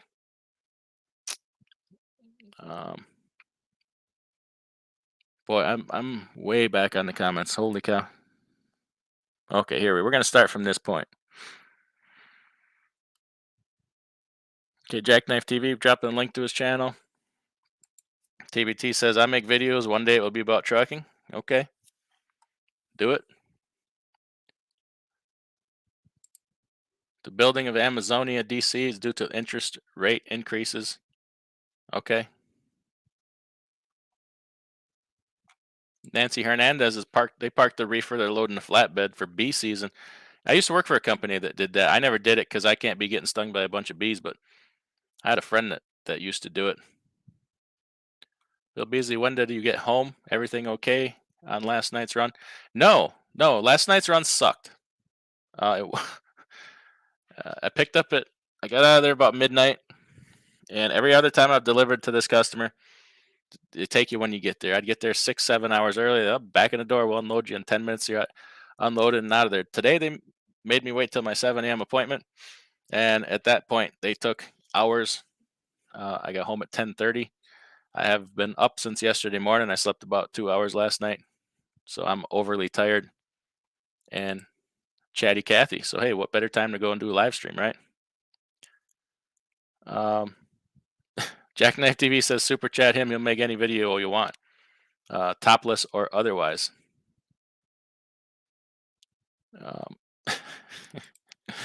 Oh, with both feet, you're naughty. I can't read that. Sean Fairman says they gotta subsidize the farms, keep the public fed so they can tax them to death. Not a bad strategy, huh? Sonny says Sergey has been my guy lately because you.DIY I cut off every other channel. Not much knowledge given, shared, or even known to be honest. Oh wow, who's Sergey? I don't know who Sergey is. The car hauler, Sergey the car hauler. Is that who we're talking about? There's a lot of good information channels out there. Cash, my buddy Cash. That's a lot of good information. There's a lot of them in here. I mean, honestly, everybody's got their own perspective and information. Oh, Sergey the heavy haul guy. Okay. GOAT is the greatest of all time. Oh, I thought everybody's saying LeBron James is the greatest. You know, in spite of one Wilt Chamberlain and Michael Jordan existing. Cool trucking. There he is. Hey, what's up? I just got your voicemail today. I will call. I'm gonna write it right down now to call you back because your voicemail came to my Ring Central and I'm locked out of that. Paul forwarded it to me. All right, I have a note here to call you now. Shannon Thomas just stopped for the night. Okay. All right. Everybody's saying hi to Shannon. She's got a channel, also a channel member. Have you ever heard of brokers requiring to be listed as additional insured?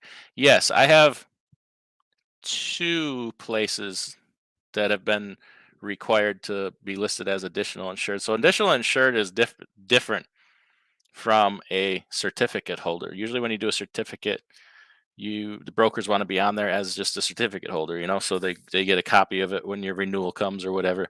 Additional insured is kind of a little step above that. And your insurance, I had one that my insurance company actually charged me for. It was like $25 to put this place on as an additional insured because of the stipulations that they had. And then I put my brokerage as additional insured on my carrier's policy. So that I did, then that was before I bought insurance for the brokerage, so that at least I was insured that way when I was just giving loads to my carrier. But yes, it's kind of a step above that for some extra protections for them. It's not very common though. Not too many people do that. Honestly, I don't think a lot of them even would know what it means. Jackknife says, "Man, we got just trucking in here in Velox. Now we need is making sense." What's making sense? I'm easily confused, and I'm tired. Cool Truckin' says, "I remember the Funkin' Wagnalls." All right, all right. Now we're cooking with gas. Mark M says, "I think there's trucks being repoed and the authorities aren't getting properly closed." Yeah, yeah. I think that a lot. There's going to be some price to be paid for that, for just walking away, not doing your final filings. Like if the people don't play, they want their money. And they're going to come get it. It might take them 10 years. They're going to come for that money. So at least file your final quarterlies for all the states and IFTA, and then just check that box that says ceasing operations. At the bare minimum, do that, and you should be okay. And then your authority will just show up as an involuntary revocation, which doesn't mean all that much. I mean, years pass, you can reinstate it. It looks better if it's a voluntary revocation. Like if you shut it down, I mean, it looks better. But other than that, it's not going to mean much. What's a good TMS to use for small fleet for just invoice, dispatch, and record keeping? Not a fan of Trucking Logics or Trucking Office. I use Ascend for the brokerage. There's a free version. So if you're into that, I'm not, I mean, I don't like to have to use them. I don't like to complicate it that much, but I see the value in it. When I got like 3 loads going at the same time, it's hard to keep things separate. So I see the value in that. And then the record keeping, and it generates documents. I've never used Truck Logics or Trucking Office. I've heard people like Trucking Logics, so I don't know. But yeah, I use Ascend, and because it's cheap. Someday I do see the need to upgrade that TMS, and thinking like Aljex or something like that with more capabilities. But Ascend does an awful lot for being free or inexpensive. But long term, if the brokerage ever gets big or whatever, there will be a different system. K-Whopper Kid says, "Life isn't easy. Trucking ain't easy. Every time you look to the government to make it easier, they make it harder." Isn't that true in about everything that they do? Trucking of Velox says, "I had a load where they asked to be listed as additional insured. I came to the conclusion that they are probably confused, but it only cost me $20, so who cares?" Yeah. Yeah. Places that know what they're doing sometimes will ask. How can trucking get back to when it was regulation? I doubt we can. I doubt we can. Why our country allows the B1 drivers to operate in U.S. soil and that lower all rates for owner operators? The boss still make money paying those guys 40 cents a mile. We got a lot of issues like that. I mean, there you go, Jackknife TV. Kiki, I tried Trucking Logics. I was pretty hopeful for it worked pretty good, except when I test ran it, it effed up my taxes royally. There's some things that don't translate over. Yeah, I definitely wouldn't. Taxes are too important. I definitely wouldn't task it with doing your taxes. Keep separate records for that. We don't have too many truck drivers. We have not enough products made in the USA. Ain't that the damn truth? We We don't make anything here anymore. Very little. And I thought for a while there we were going back that direction, but turns out not so much. Um, okay, Kenny Long has been testing out a bunch of TMS systems. He would probably have a good handle on it. I think DIY said he does everything old school. I I kind of do. Um, I write things down. I mean, where's my damn notebook? It's here somewhere. Oh, see, uh, keep a notebook, but um, newfangled computers and such. You know, Armando, double brokering is wrong. Is absolutely is. It absolutely is, unless you have somebody's permission, or then it shouldn't be double brokered. It should be co-brokered. B1 drivers don't have a system to regulate them like CDL. There's no database for them.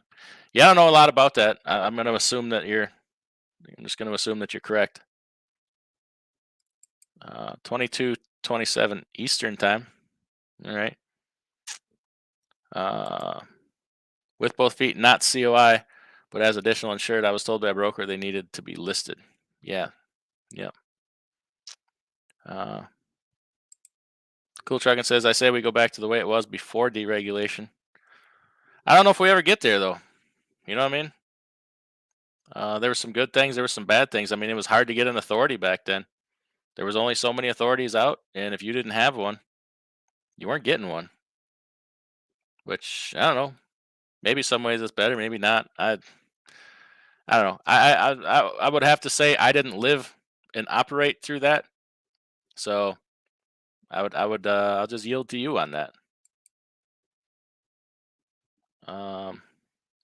CDN says no. Everything you're saying is facts. In reality, how shippers, brokers, carriers work.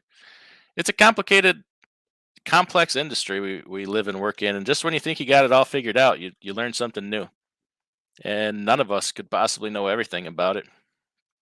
Just think how complicated it gets when you get international trade factored into it. How much does it cost for something to come from Japan? It's got to be picked up at their warehouse, taken to a cross dock facility, loaded onto a container, taken to the rail yard, loaded on a ship, unloaded at a port in the U.S., sit in a yard, be put on a chassis, taken from a port to a warehouse to be distributed for us to pick it up and take it probably to its last warehouse where it's going to be distributed, and then to be hauled from there to the final end user. I mean, think of what's involved in that in the cost from beginning to end. And then you not only just the transportation, but the cost to handle it. You got to pay the people on forklifts. You got to pay the warehouse to warehouse it. I just can't imagine what the real cost of all that is. Um, Christopher Sorensen, what do you think about what they say that 80% of independents will be out of business by a year? Hey, I'm willing to. That's a very real possibility. I mean, if things keep going downhill, like they are, in what I think the first quarter will be, um, it could be all of us or any of us. It could be me. It could be you. Um, or something could change and we might all do very well. But not leaning towards that.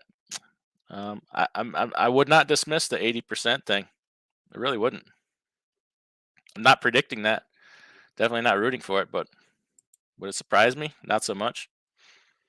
Marty says, without broker transparency, how do we know the broker isn't making 300% right now? I just I don't focus on that issue. Like I don't care if they are, as long as I get it. I get what I want. You know. I I don't know what to say about it. Like I think it's just a different train of thought. Like I don't worry about that. Um, I focus on getting what I want, and then I move on to the next thing. Right? I don't want to focus on working on their business, right? Because I can't control that, and I don't care about their business. I just care about mine. So if it's a broker, I'm not doing regular business with them. Hey, congratulations, good for you. Maybe you got me once. But I'm going to move that truck back. I'm going to get my freight back on it, and I'm going to continue to service my customer, and then get them back and do it again. So I kind of, that makes any sense, put my efforts there, because that's the only place I really have any say or control. Right? I can't control what he does. Uh, Rates will not increase much with the introduction of self-driving semis. No, they will go down. Self-driving trucks, should the day ever come, and it likely will, who knows when, will likely drive rates down because you've eliminated one of the highest costs, the driver. Not just wages, but health insurance, unemployment, workers' comp. You've taken a whole, and that truck could theoretically move 24 hours a day, except for stop for loading and unloading and recharging their batteries or whatever propulsion system they have, right? You don't need as much truck parking at that point because these autonomous trucks theoretically never have to stop moving, right? So who needs to build more truck parking? You know, a whole lot of things are going to change. Um, Sonny says, "Who cares what the broker makes? You don't look at the load and say this is 50,000 of cheese. I need 5,000 to move it." Okay. Sonny says that self-driving trucks and electric trucks are not going to come around enough to be worries about before you retire. To be honest, we'll see. Man, they sure are pushing for it, making billions of dollars in investment for it, and in some places they're already on the road. But what you got to understand is there's so many places in this industry where they will be, like where they actually make sense. It makes sense to have your yard jockeys and spotter trucks electric, right? Start there. You got trucks that never go 3 to 5 miles from their terminals, right? There's places where it does make sense for electric trucks, um, and then you build from there. Um, there is a lot of issues, but if they're pushing this agenda of your green economy and all of these other things, there's going to be a lot of things get overlooked in the process. There certainly will. Yes, people will get hurt. Yes, people will die. They'll say, well, acceptable loss, acceptable this. There's bugs and everything, and then just soldier on. Uh, I happen to think that's a bunch of crap, but hey, they don't consult me when they do their things, right? Um, yes, the trucks are very expensive, 400,000 a pop. Yeah, they are expensive, but drivers are, you know, workers' comp cases are very expensive. There's just a lot. 8,000 lira is 430 bucks. Okay, yeah. See, I told you when Mac and Cheese was doing his numbers there, he was using lira. Uh, WCF Invader. I've been seeing F8's content. He's doing well. Had to subscribe to him because I could never find him in the search. Glad I did. Yeah, he's doing well on YouTube. He's building himself a little channel there. Not cool trucking says not true DIY. All right. I reserve the right to be wrong once every 3 minutes. If it gets to be any more than that, then hey, we'll talk. Uh, Thanks again, Bill Beasley. That's awfully generous of you. I hope you're not shorting yourself there. Sorry. Mac and Cheese keeps texting me, wanting me to say his name. um, CDN Freight Broker says in Canada, percentage-based owner-operators can see the load confirmation, but only in the office. Varies by company. Yeah, I think here it's similar. The company showing it gets to set their own rules of how you get to see it, I believe, and then they just make those rules so difficult, people just give up. Mark M says we're all freaking out how much Bill is throwing on super chats, but he hasn't made it to the cost of a single new steer tire yet. Trucking is fun. It is fun. Trucking's a blast. At least it used to be. Not as fun as I remember when this job was fun, man. We used to meet up with friends on the road and stop at the casino or stop and do this and that. And just no time for that anymore. Um, okay, oil fields not restricted to 11 hours of driving. Okay. DB Walker says thank you for the insight. Well, thank you for tuning in. Jackknife TV says I was taking loads for reasonable amounts during the pandemic, still making great money. Barely had to look at DAT. Those brokers and connections are gone now. I don't even waste my time. That's too bad. That's too bad. You'll build new ones. I mean, it's what happens, you know.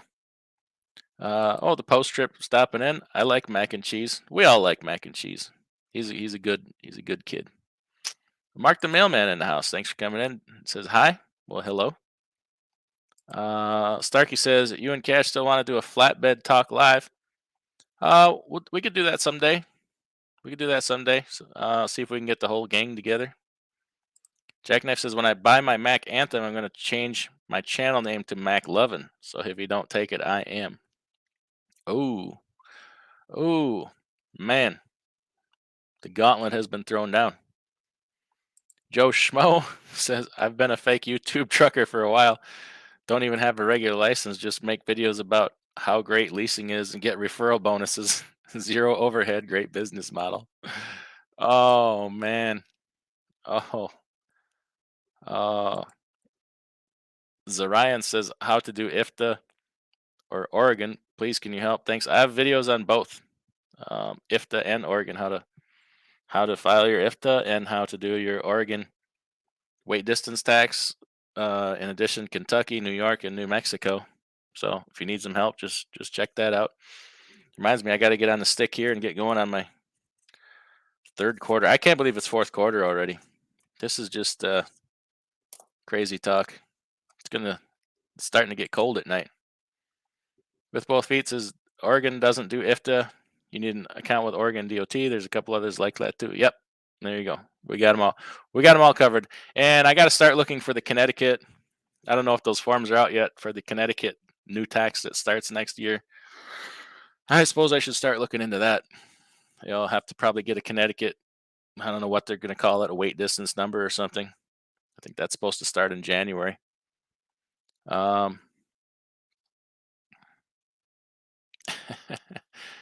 we're not gonna cast any stones here, there, Jackknife. No, TBT in a nutshell for this broadcast. If you take anything from this, when in doubt, just blame DIY. Yeah, I got big shoulders.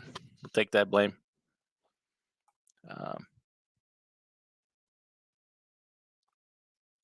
Oh, Cash is King with $10 super chat. Appreciate it. I strongly disagree with Baylox about checking out Fate Trucking's channel. Absolutely do not check it out. Fate Trucking or Mac Attack, have you dropped a link to your channel? If not, do so. Antrax says, what you say touched my heart as a trucker. I want to say amen after every sentence you accomplish my trucking profit. Oh, Antrax the black guy. Don't give me too much credit because someday, some way, somehow, I'm going to say something that will really piss you off. And then you're going to hate me. You're going to be like, man, I like that guy. And now I hate him. So if you never learn to like me too much in the first place, you won't hate me as bad later. Mark the mailman, thanks for making me a moderator. Yeah, appreciate it. I caught you too there, Chicken Hawk. We got you a wrench too. All right. Oh, there we go. Fate Trucking dropped a link to his channel. Everybody check that out. Mark M says, DIY, you need to add a member emoji with a gold wrench. I'll have to look into that. I don't know if I get to pick my emojis or not. I'll check it out. Or I picked from what they had. Maybe there is others. Chicken Hawk says Florida is becoming a real difficult state to renew tags. Every year they want a new document. That's kind of stupid. Jackknife TV, Cash, at this rate, Fate Trucking's skin must be so thick he must look like a football. He's shaped like a football. His head is shaped like a football. The hats don't fit quite right. We were talking about that last night in Cash's live. Way too many stolen trucks in Florida. Yeah, that's a thing. That's a thing. Steve Wildman in the house. Oh, he's late. He's late. Thanks for coming in, though. Post trip. Glad I could check some of the live. I'm done for tonight. Get some sleep. Well deserved. Well deserved. Access transportation. I've been in staycation for the last 2 quarters. I'm ready to come back. Oh man, you should have worked the last 2 quarters and started your staycation now. Oh man, then you could have caught some better money. It's going to be hard coming back, but we're glad to have you. We saved you a spot at the buffet. Ronald Slisky says, "Do you believe the change of automated trucks have a good influence on the freight market rates, and also with the push for electric vehicles? Overall, long term, it's gonna be make it difficult for us. The thing is, things are gonna change so much with automation and electric vehicles. More so automation. You know, the electric vehicles will be what they are. Some of them will be manned, some of them will be unmanned. The automated parts are going to make things change a lot. It'll even make the way freight moves different, right? You'll probably have these, wagon train type scenarios. You will pay for floor spaces on trailers rather than truckloads. The trains will, or the trucks will more run closely to resemble a train situation with their routes, and go to switching yards. And you will pay for a spot on that trailer. How many floor spaces do you need? And you pay for that spot whether you put the freight on it or not. You know, kind of how the railroad works. It's just going to be a lot. It's going to be different. I don't think we're ready for it. But hey, we're not ready for a lot of things that are being forced on us right now. So with the banning of the internal combustion engine in California for the most part within 10 years. I mean, come on, you can't do things that fast. But nobody seems to care right now. They just want to push their agenda. They have a narrow window to push their agenda, and by God, they're gonna make the most progress that they can. So we'll see what happens. It's gonna be a challenge. We're, you're gonna have to. We are all are gonna have to learn to adapt or get left behind, and that's always true. But it's just gonna become more and more true, uh, over the next period of time. Edgewood says Michelin Tires in Chattanooga, Tennessee doesn't do fleet accounts anymore. Told me they're probably going down in the next few weeks. I'm thinking hopefully it's only that Michelin dealerships. Yikes. Excuse me a second. Um, hmm, doesn't do fleet accounts.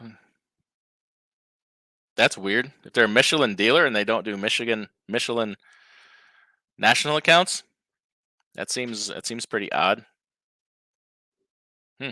Well, hopefully tires do go down in the next few weeks.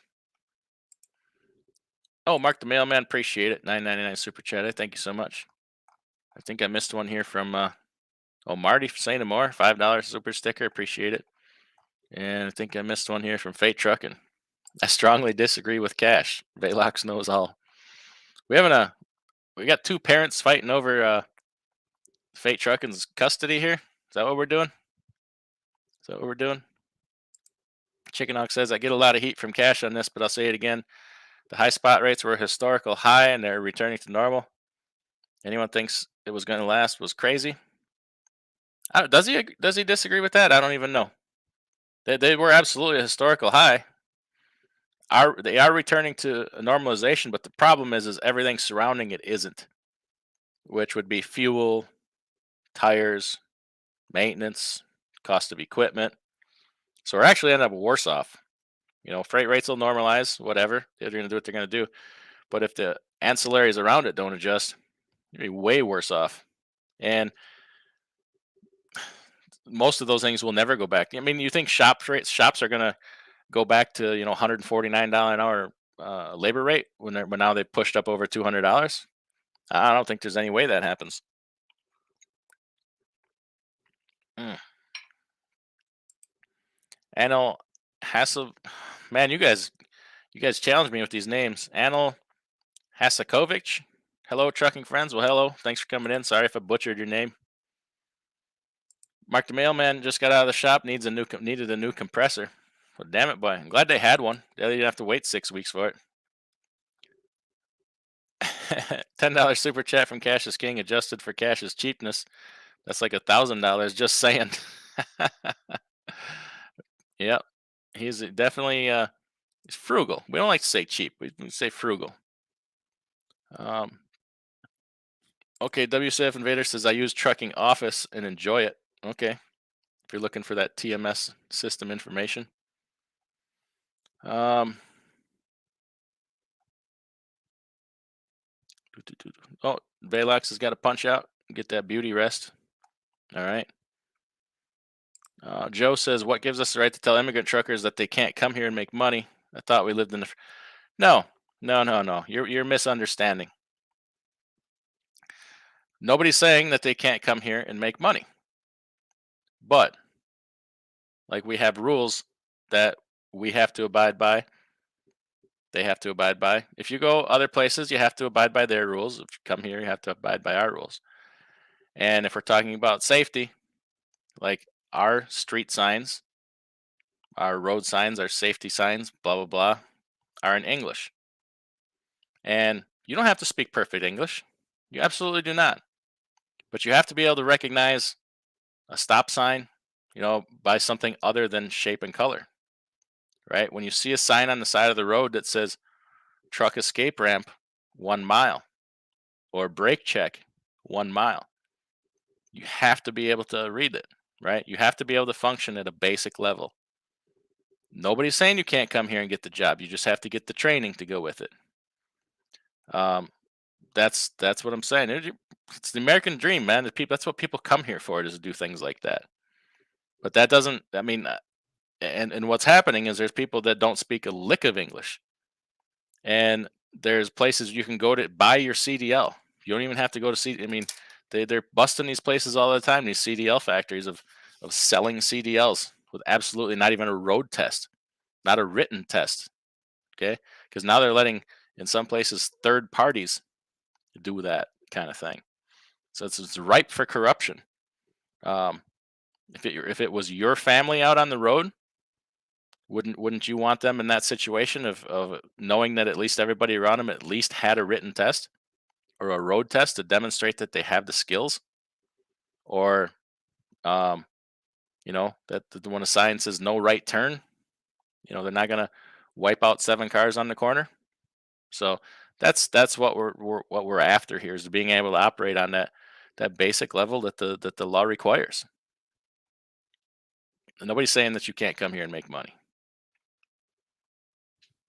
So, and if that's what you heard, that's not what I said. Um,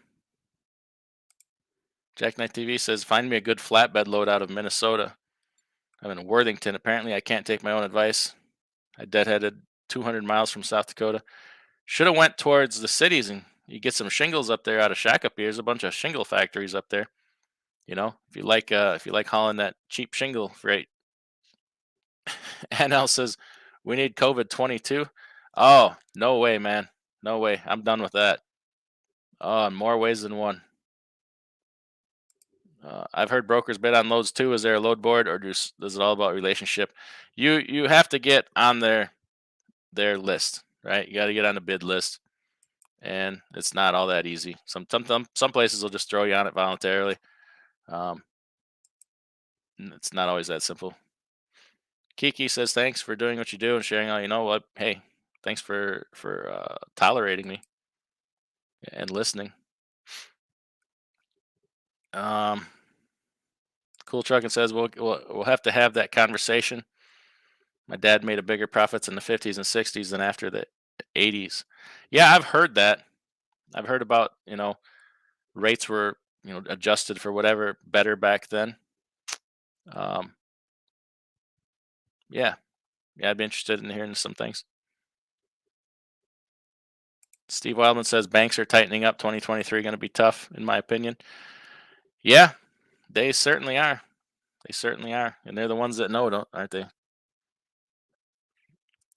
Chicken Ox says, "Why does it matter how much the broker makes? If you get a rate that's profitable for you, why does it matter? It's not profitable, don't take the load." Yeah, I agree. Um, Banks have given too much credit to people that shouldn't have it. Yeah, but to a certain extent, they were required by law to do that. So it's works both ways too. Oh, Marty saying more, $5 super sticker. I appreciate it. George Wilson says, "Oh, the show is on. It's always on over here. It's one thing you can always say about over here. It's on." Chicken Hawk says, "There's a relationship between the market rate and the broker rate, 300% is unrealistic. No broker is making 300%. Yeah, I agree. But you know, sometimes people let other people get them all geeked up and hyped up, and it's like that. I caught a fish this big, and then next time I caught a fish this big, and then I caught a fish this big. Right? Things get hyped up. Kiki says my retirement plan is run for Congress or some office. Probably only need one term. Make it out rich like all the other corrupt politicians. Sell my book and move to Jamaica.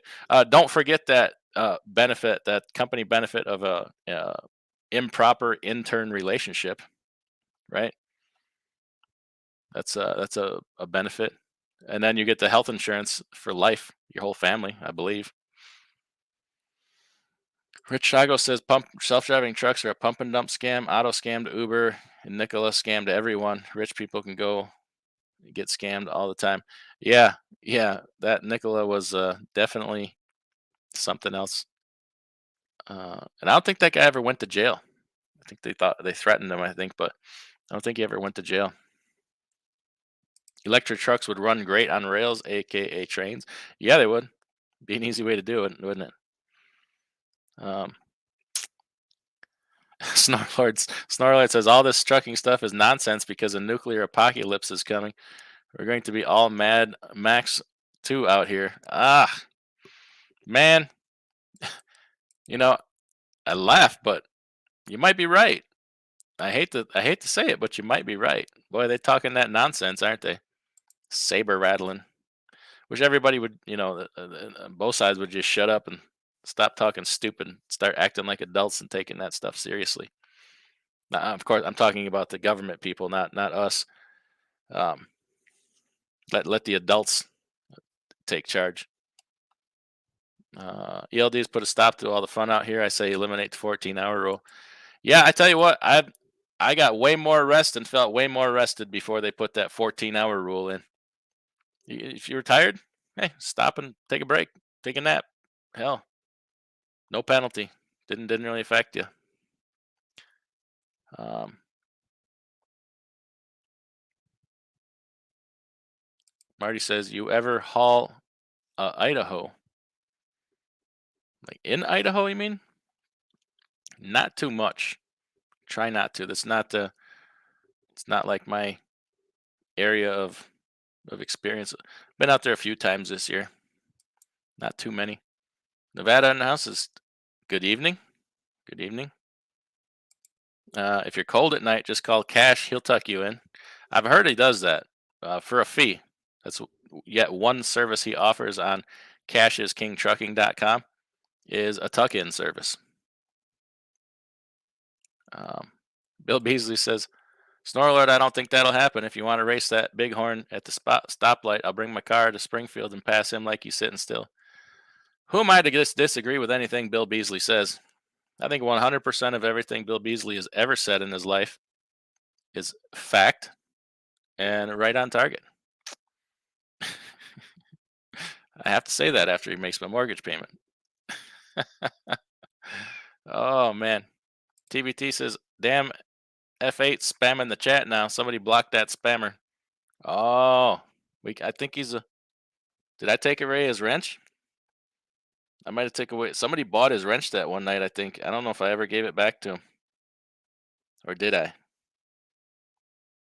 Fate Trucking, do you have a wrench? He does. He does. I think he bought it. Yeah, he bought it back. Kiki says, I'm the VP of my local chapter's Procrastinators Club. That's right. Snorlord says, I never spam. Oops, there's the link to Snorlord's channel. Everybody with a channel, feel free to drop your link. You're more than welcome to.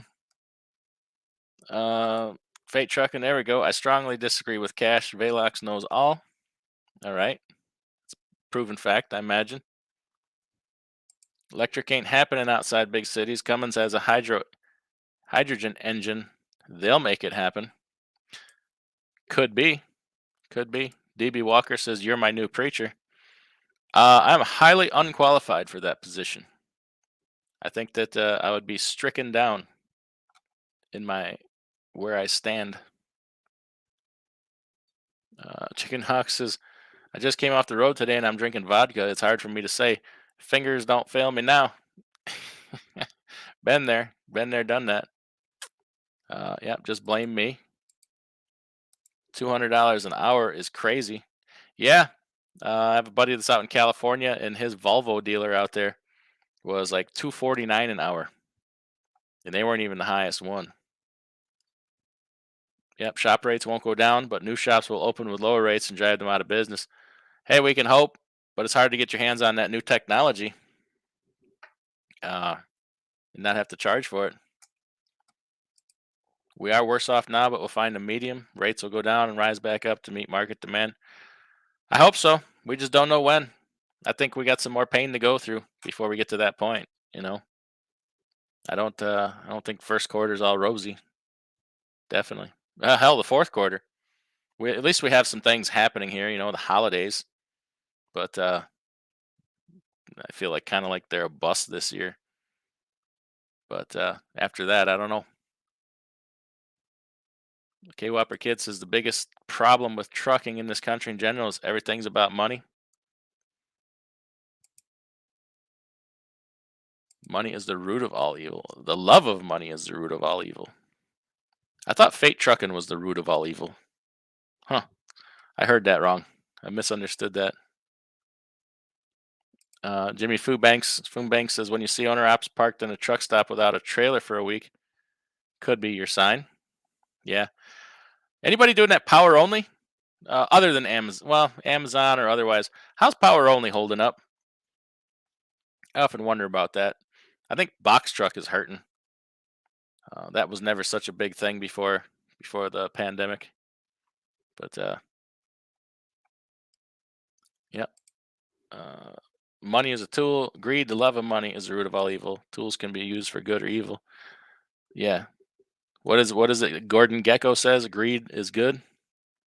I don't know. Shop Feast says we should all just go lease at Prime Inc. until this recession is over. Do y'all know what Prime Inc. stands for? Can anybody in the chat tell me what Prime Inc. stands for? If nobody can pull it off, I'll tell you what it stands for. I'll give you a minute. CDN Freight Broker, good show tonight. Well, thank you. We'll have to get you on sometime. There's CDN. I see you on Snorlord's channel all the time. If unless you are exclusive, Snorlord hold the exclusive rights to one CDN Freight Broker. I don't know, but I watch you every now and learn from you, like what you talk about. Some of the things I think maybe don't translate from Canada to U.S. I know that you're always talking about butter tarts, and there are no butter tarts down here, my friend. Teasing.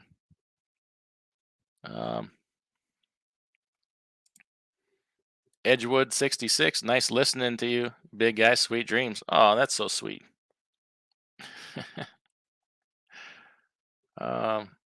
Mark M says I'm picking up what you're throwing down. Okay. Anthrax says I just finished my 600-mile trip.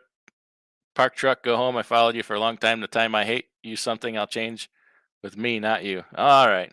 All right. Now it's got to be my life's mission to make Anthrax mad. Just teasing. Rich Taco says the Federal Reserve said it's going to slow the economy to stop inflation. Yeah, if that's what they're saying, they're going to slow it. They're probably going to stall it. Probably going to stall it because they don't know what they're doing. About 9 billion people now. It's going to get more and more diverse. Just get used to it. Are we up to 9 billion people in the world? Man, that was quick. Remember just a few years ago, they were talking like 7 billion. 2 billion people is a lot of people. Travis Weaver says, just getting some direct customers that build pallets. A place wants to have a drop trailer. What do you charge per day for a drop trailer? Not sure what to charge. I've only done it a few times, and generally, like the first 2 days were free. I'd say, the first 2 days are free, and then after that, like, it's kind of up to you. I'm assuming this is a dry van, and probably like $50 a day would be in the neighborhood. I definitely wouldn't do any cheaper than $25 a day for that extra trailer sitting there. But that's mm, I don't know if there's a standard for that or not. That's just kind of something I came up with. I think it's pretty close though. I think it's pretty close. And you maybe it's 2 or 3 days. First 3 days are free, something like that. But because that's being that you're dropping, you have to give them the whole reason to drop is so they have time to load it, can load it at their convenience, have it ready for you. So the reason for the couple of free days is to give them time to do that. Um, and typically you would get a slightly higher rate per mile because you're dedicating more equipment to that account, right? So however you want to work it out, there's really no wrong way to do it. Um, According to the U.S. government, anybody can come. All right, I don't want somebody telling me I can't do that. Come on. Uh, Jackknife TV says, "Man, Snorlord, way to kill the vibe." What's the deal with the community post you made earlier? That was just MUDFLAP sent me that email asking me, "Hey, would you help put out the word here about our charitable efforts here for Hurricane Ian? If anybody wants to get involved, contact MUDFLAP or that what is it STTW something or other, and they're trying to raise money to pay for truckers' fuel if they should choose to volunteer any time or equipment to help in the hurricane effort." So that's I thought it was mighty decent to them to actually be involved in something charitable. They do care a great deal about it. So just helping. I want to try to get the word out with that a little bit. Cool truck in Idaho all the time. Well, you live in Idaho, sir. Um, all right. Uh, Snorlord says that's what I'm good at, Jackknife. That's why nobody invites me to parties. I thought it was just because you come with an electric guitar and play real loud. Oh, you guys with your potty language in the chat.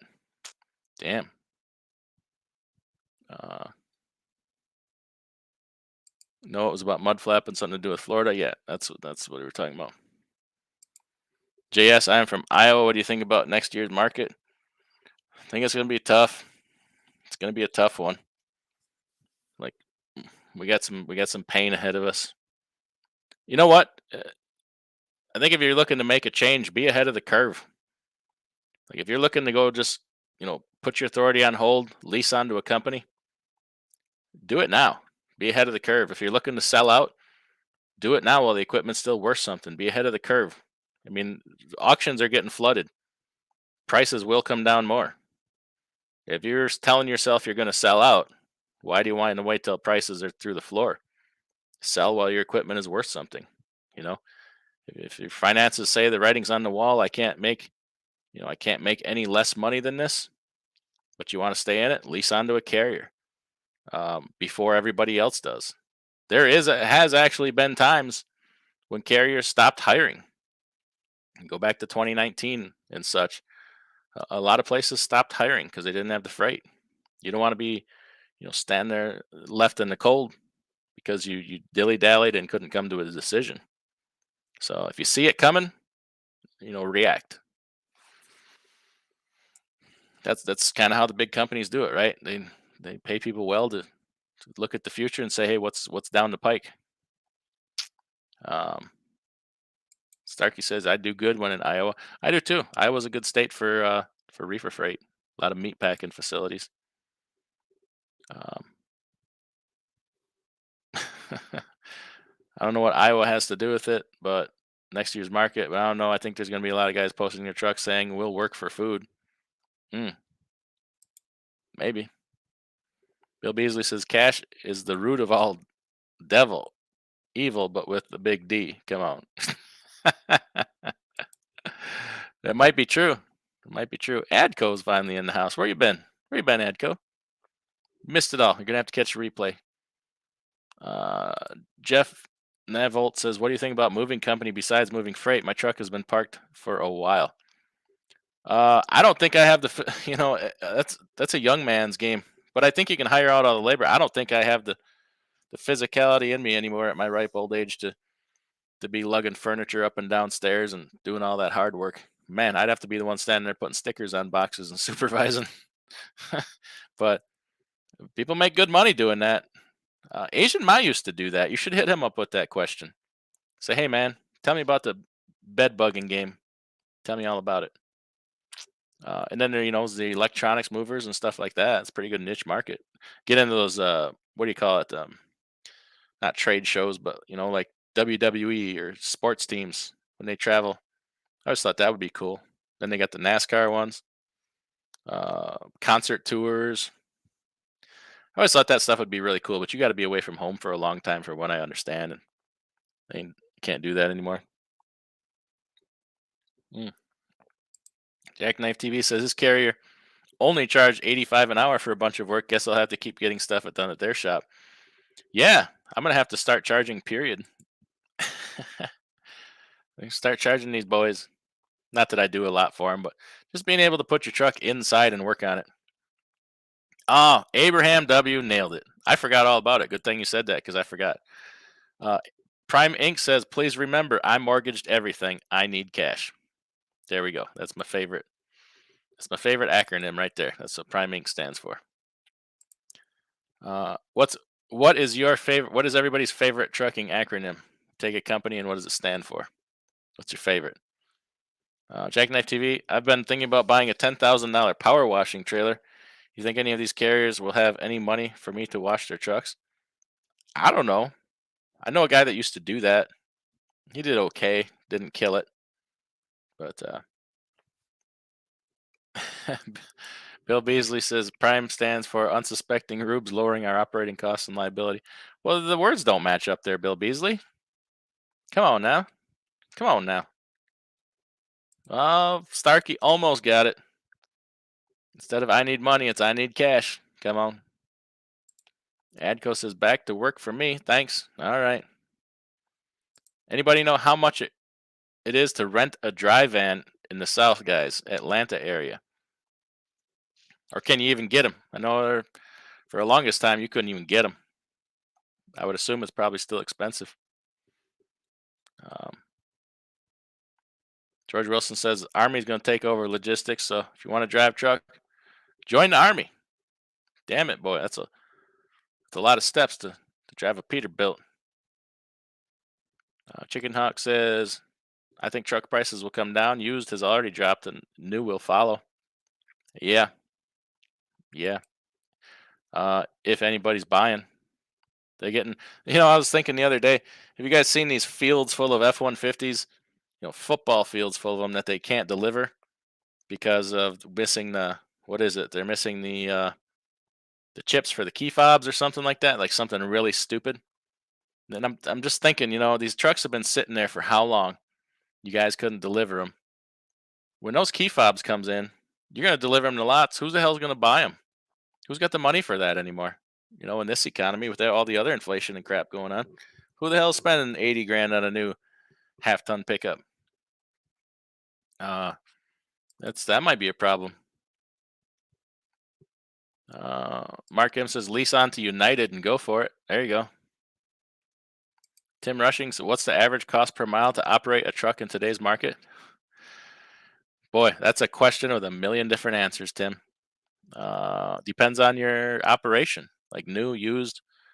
You got a hood truck, you got an aero truck. Your fuel mileage. You could be, from the low end to the high end, 80 cents a mile difference or more. So it's hard to give you a really solid answer without a lot more information. Oh, Kiki says Swift. Sure wish I'd finished training. All right.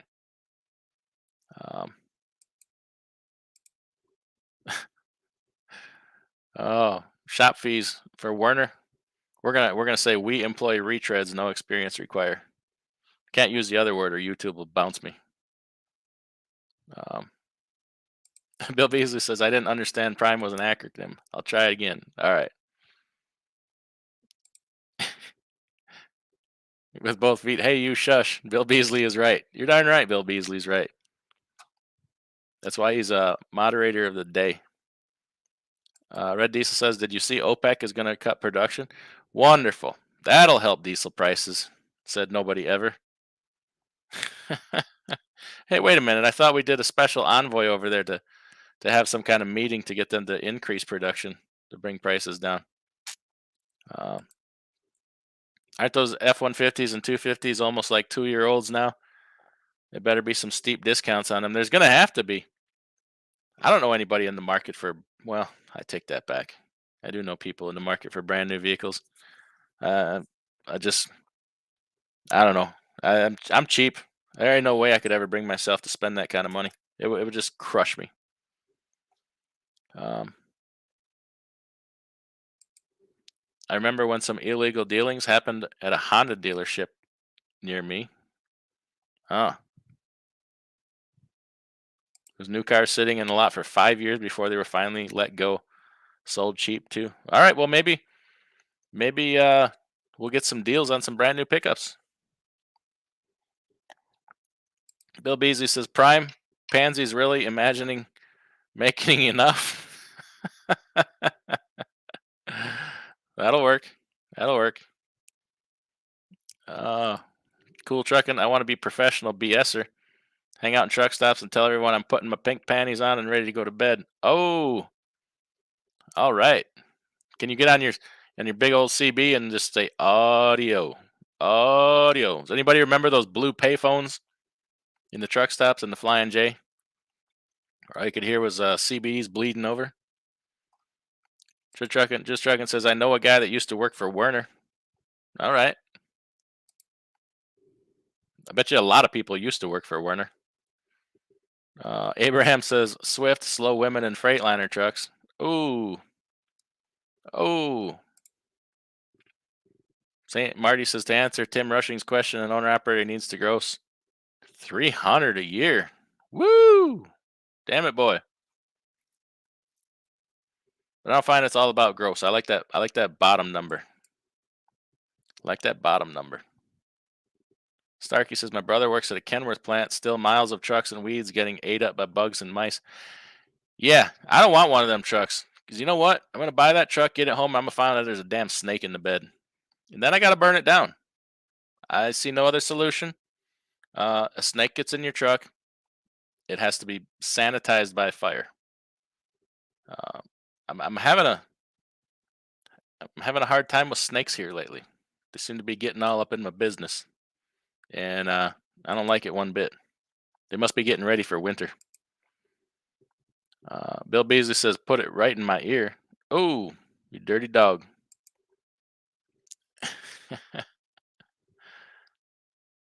Shop fee says, "Yeah, gross 300 and net 90." Ooh, 90 is a good living. That's a good living. Well, damn it, I made it through the comments. How do you like that? All inside of 3 hours, just inside of 3 hours to get caught up on the comments. Just Jackknife TV says, I'll wake up one morning in my new KW and be like, there's a snake in my damn boot. Yeah. Time to, one of us has got to die. Don't get me wrong, the heart attack, it might be me. But if I live through it, that snake's in trouble. Mark says, I don't think those incomplete trucks will ever be sold. You got to wonder, will that be the next automaker bailout? The government will buy them all and crush them. What else are they going to do with them? Think of how bad that's going to mess up, number one, the used car market, if all those trucks ever hit the dealer. And then think of what it does to the brand new vehicle prices. They're both brand new, but these are 2 years old. You're going to compete in pricing for a 2-year-old. You're going to have to discount them, say $10, $15, $20,000. Well, why would you buy a brand new one when you can buy this one that's 2 years old for $20,000 less, and they both have 0 miles on them? What does that do to a price of a brand new vehicle? It'll mess up. You talk about messing up a market. That'll get her done. Ronald says it's amazing American-made cars and trucks aren't able to get no parts, but the foreign car companies have no issues getting all needed for protection. I found it curious, and I don't know. Hey, I don't know anything about technology, right? I'm friggin', I got my abacus right over here. But during this whole chip shortage and everything, did Tesla struggle like all the other vehicles? And don't they have probably more chips in a Tesla than other ones? I have no freaking clue. Just found it curious. Um, Jackknife says, "Hey Ronald, I've been through 3 starters lately, all different failures. Guess where they're made? Makes you wonder." I'm gonna say Mexico. Fate Truckin says, I'm sorry, Mac and Cheese says, "I feel like I work for Prime Inc." Oh, you got that truck covered in vinyl? Did you put some vinyl on that truck I don't know about? Come on. Simon says, "I really enjoyed this." I enjoyed it too. I can't believe I can still speak. Been doing this solo for 3 hours and finally caught up on the comments. Usually that'd destroy my voice. Duke, 2229, late to the party. Damn right you are, Duke. The penalty is go back and watch from the replay from the beginning. Ooh, Mark M says mac and cheese is a woman confirmed. I can't start that rumor. I can't even go there. Not in a post Caitlyn society. Damn it. Old school, new school says Fate Prime can't run 600 plus miles a day. Ooh, can a Fate trucking do that? Is he putting in that kind of miles? Jackknife says they won't. They'll buy them and sell them to the Taliban to mount 50 caliber machine guns on them and fire their troops in the next stupid quest. Unfortunately, you're probably freaking right. Uh, Probably right. Chicken Hawk says, "I'm in a good mood. Don't ruin it. Mac and cheese. How about that?" Stargate says the KWs are still missing computers. They're putting a temporary computer in them just to drive them in a field to sink into the ground. Why not stop production? Honestly, I think they actually did for a while, didn't they? If I remember right, they shut down the plant for a while. Bill Beasley says Power Ranger and Mob Equipment is what Prime stands for. All right. You stupid government. My car market was hit hard by cash for clunkers. Those are the vehicles I buy. Me too. I hate spending a lot of money on a car.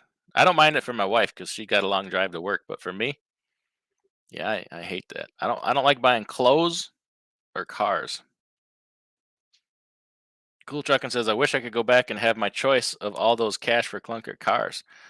Yeah, yeah, I agree. They they they took a lot of good used vehicles straight out of the market, which is once again not capitalism.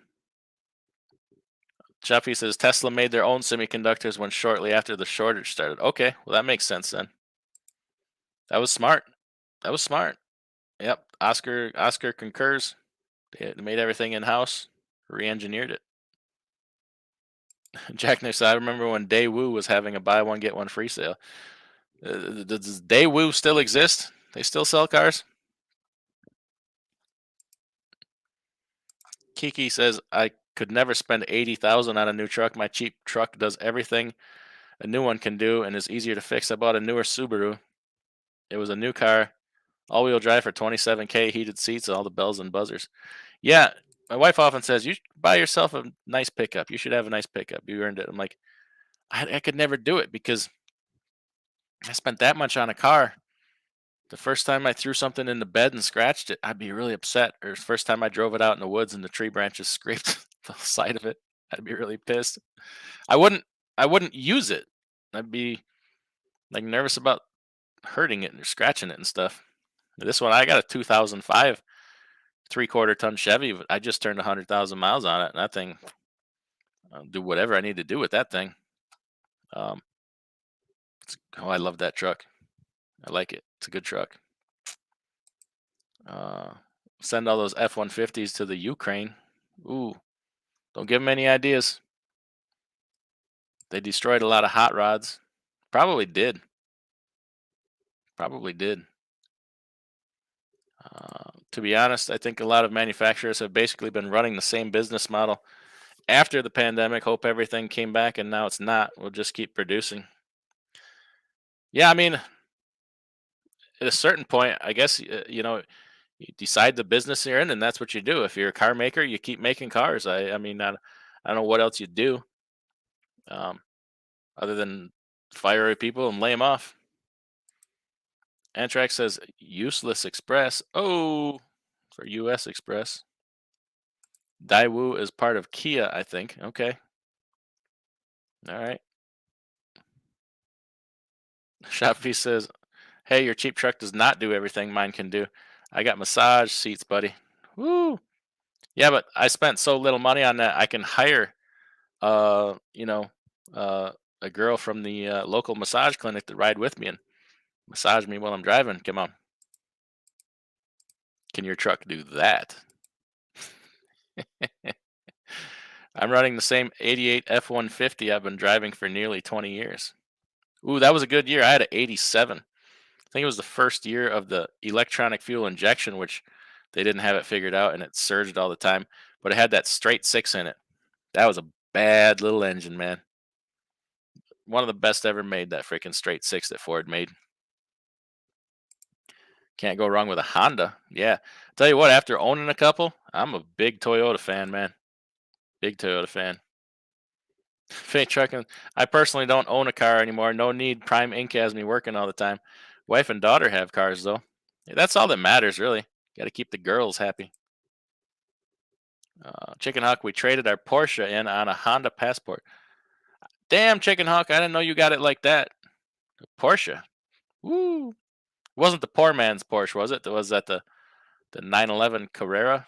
Is that the one they call the poor man's Porsche? I don't remember. Or is it the 928? I don't remember. Pull up the load board for a couple of minutes. Let's see what's going on in Florida. What kind of trailer there, Marty? Van, reefer, flatbed? What do we need to know? Abraham, do you know if an old style fuel filter can be converted to the new fuel filter? I got a Freightliner Columbia. What you mean? I'm not sure what you mean. Like the Davco, or are you talking about the spin on with the water separator? Um, what kind of fuel filter are you talking about here? Um, I mean, a fuel filter is a fuel filter. You just have to swap it to the new truck as long as the flow rate, the microns, matches up. Mark says, now that I'm older, I understand massage seats are for rich guys that can't get it at home. Oh. Jackknife says Prime has their own masseuse on property, so that if you get done eating your steak, you can have a large bosom lady massage you. I remember those days. Wow. Wow.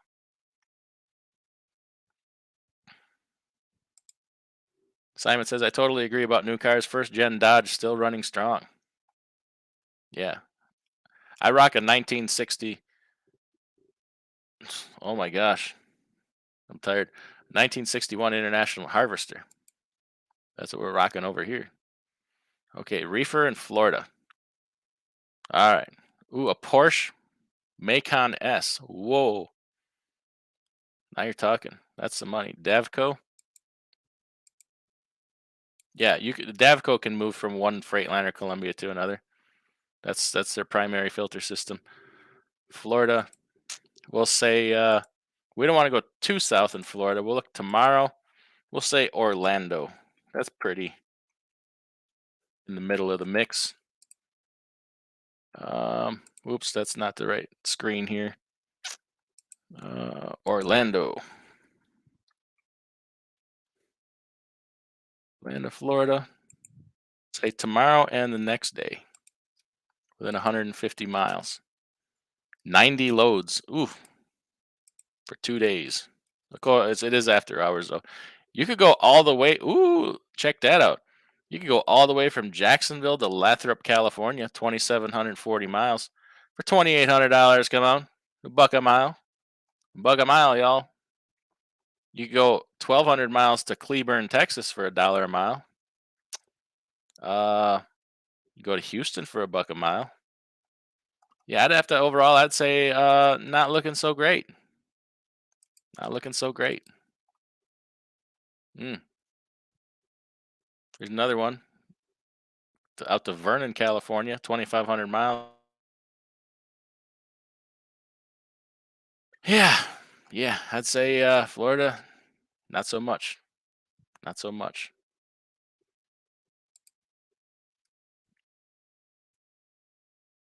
Now I lost my place in the chat. Florida's a dead state for truckers? Absolutely. Poor man's Porsche was the 914. Okay. All right.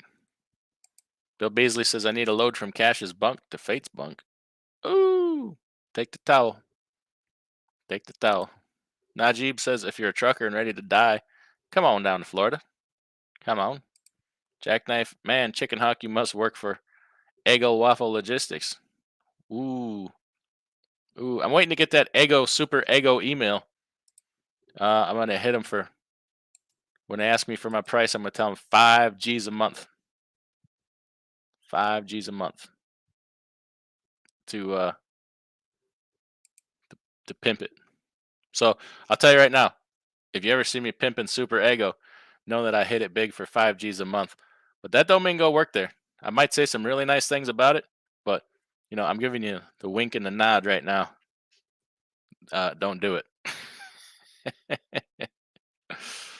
Oh man, you better use Ian water as a fuel, man. Oh, probably got some fuel in it. Jackknife says, I tell you what, rates out of South Dakota and Minnesota going to Florida are laughable considering that area is all messed up. Yeah, I got some good loads going to Florida. I had to pass on one today because when he called, I was it was really crappy cell service. I'm like, I'll call him right back. By the time I called him back, he's like, I gave it to somebody else. I'm like, okay. So I'll hit you up next week. So we'll get one next week. We'll broker it out. Muhammad says, go to Georgia and get a load. Georgia ain't much better right now. Cool Truckins, I got a 71 Torino. Oh, I have to go repo it from a machinist who's been working on it for 2.5 years. Hopefully it's still there. That Torino's a sweet, sweet car. Bill Beasley says, $1 a mile. He'll take it. He's down with that. He rolls like that.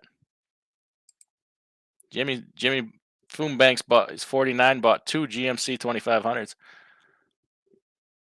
Now that I have a place to keep things inside, I think about that sometimes. Like, if I come across cheap cars, I could buy them and that'll be enough cars that last me the rest of my life. But then you know how it is when things sit. Like the new cars aren't going to last like the old cars did. Ooh, fabulous Egg Hole Holdings, offensive coordinator TV. GGGG, right on cue. You bring up the Super Ego and the offensive coordinator comes in. How about that? Daewoo is Chevy. I did not know that. Daewoo is GM? Serious? I had no idea. Jackknife says, Bill Beasley, that's gold if you come from sleeping on a dirt floor and worrying about if the cartel is going to kill you at night. If you got a Gran Torino, you could be just like, oh my God, I'm tired. Clint Eastwood. That's who we're talking about.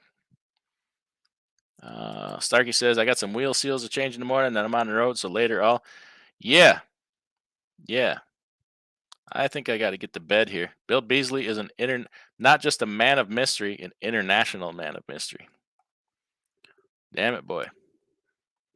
Yeah, I got hit the sack. I've got 2 hours of sleep since yesterday morning, and tomorrow I need to try to get all my quarterly taxes done. Book some more loads. Man, I've been booking bangers lately. Problem is they keep canceling. I had to cancel 2 loads yesterday because Fate Trucking's load has turned into an absolute nightmare. Extra time, 5 extra pallets of product that weren't supposed to be on there. And then I had a trucker getting out of Vegas tomorrow, and they call at the end of the day today and cancel it. If you want to hate your life, try to find a load out of Vegas same day. And then let's see, had a multi-stop load where they didn't load the trailer right. What else? You name it. Breakdowns and whatnot. So hopefully we get things back on track. We've been having some good loads come up, just can't keep them. Oh, Chicken Hawk is F8 Fate crying like a little bitch. Well, mac and cheese. That's all I got to say. It'll happen.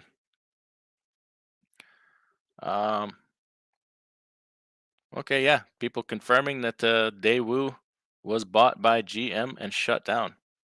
Probably for the best. Probably for the best. All right, everybody, take care. Thanks a lot, man. We had some good support in here tonight. Thanks, Bill Beasley. You know, man of the hour, grade 8 transportation, right there with him.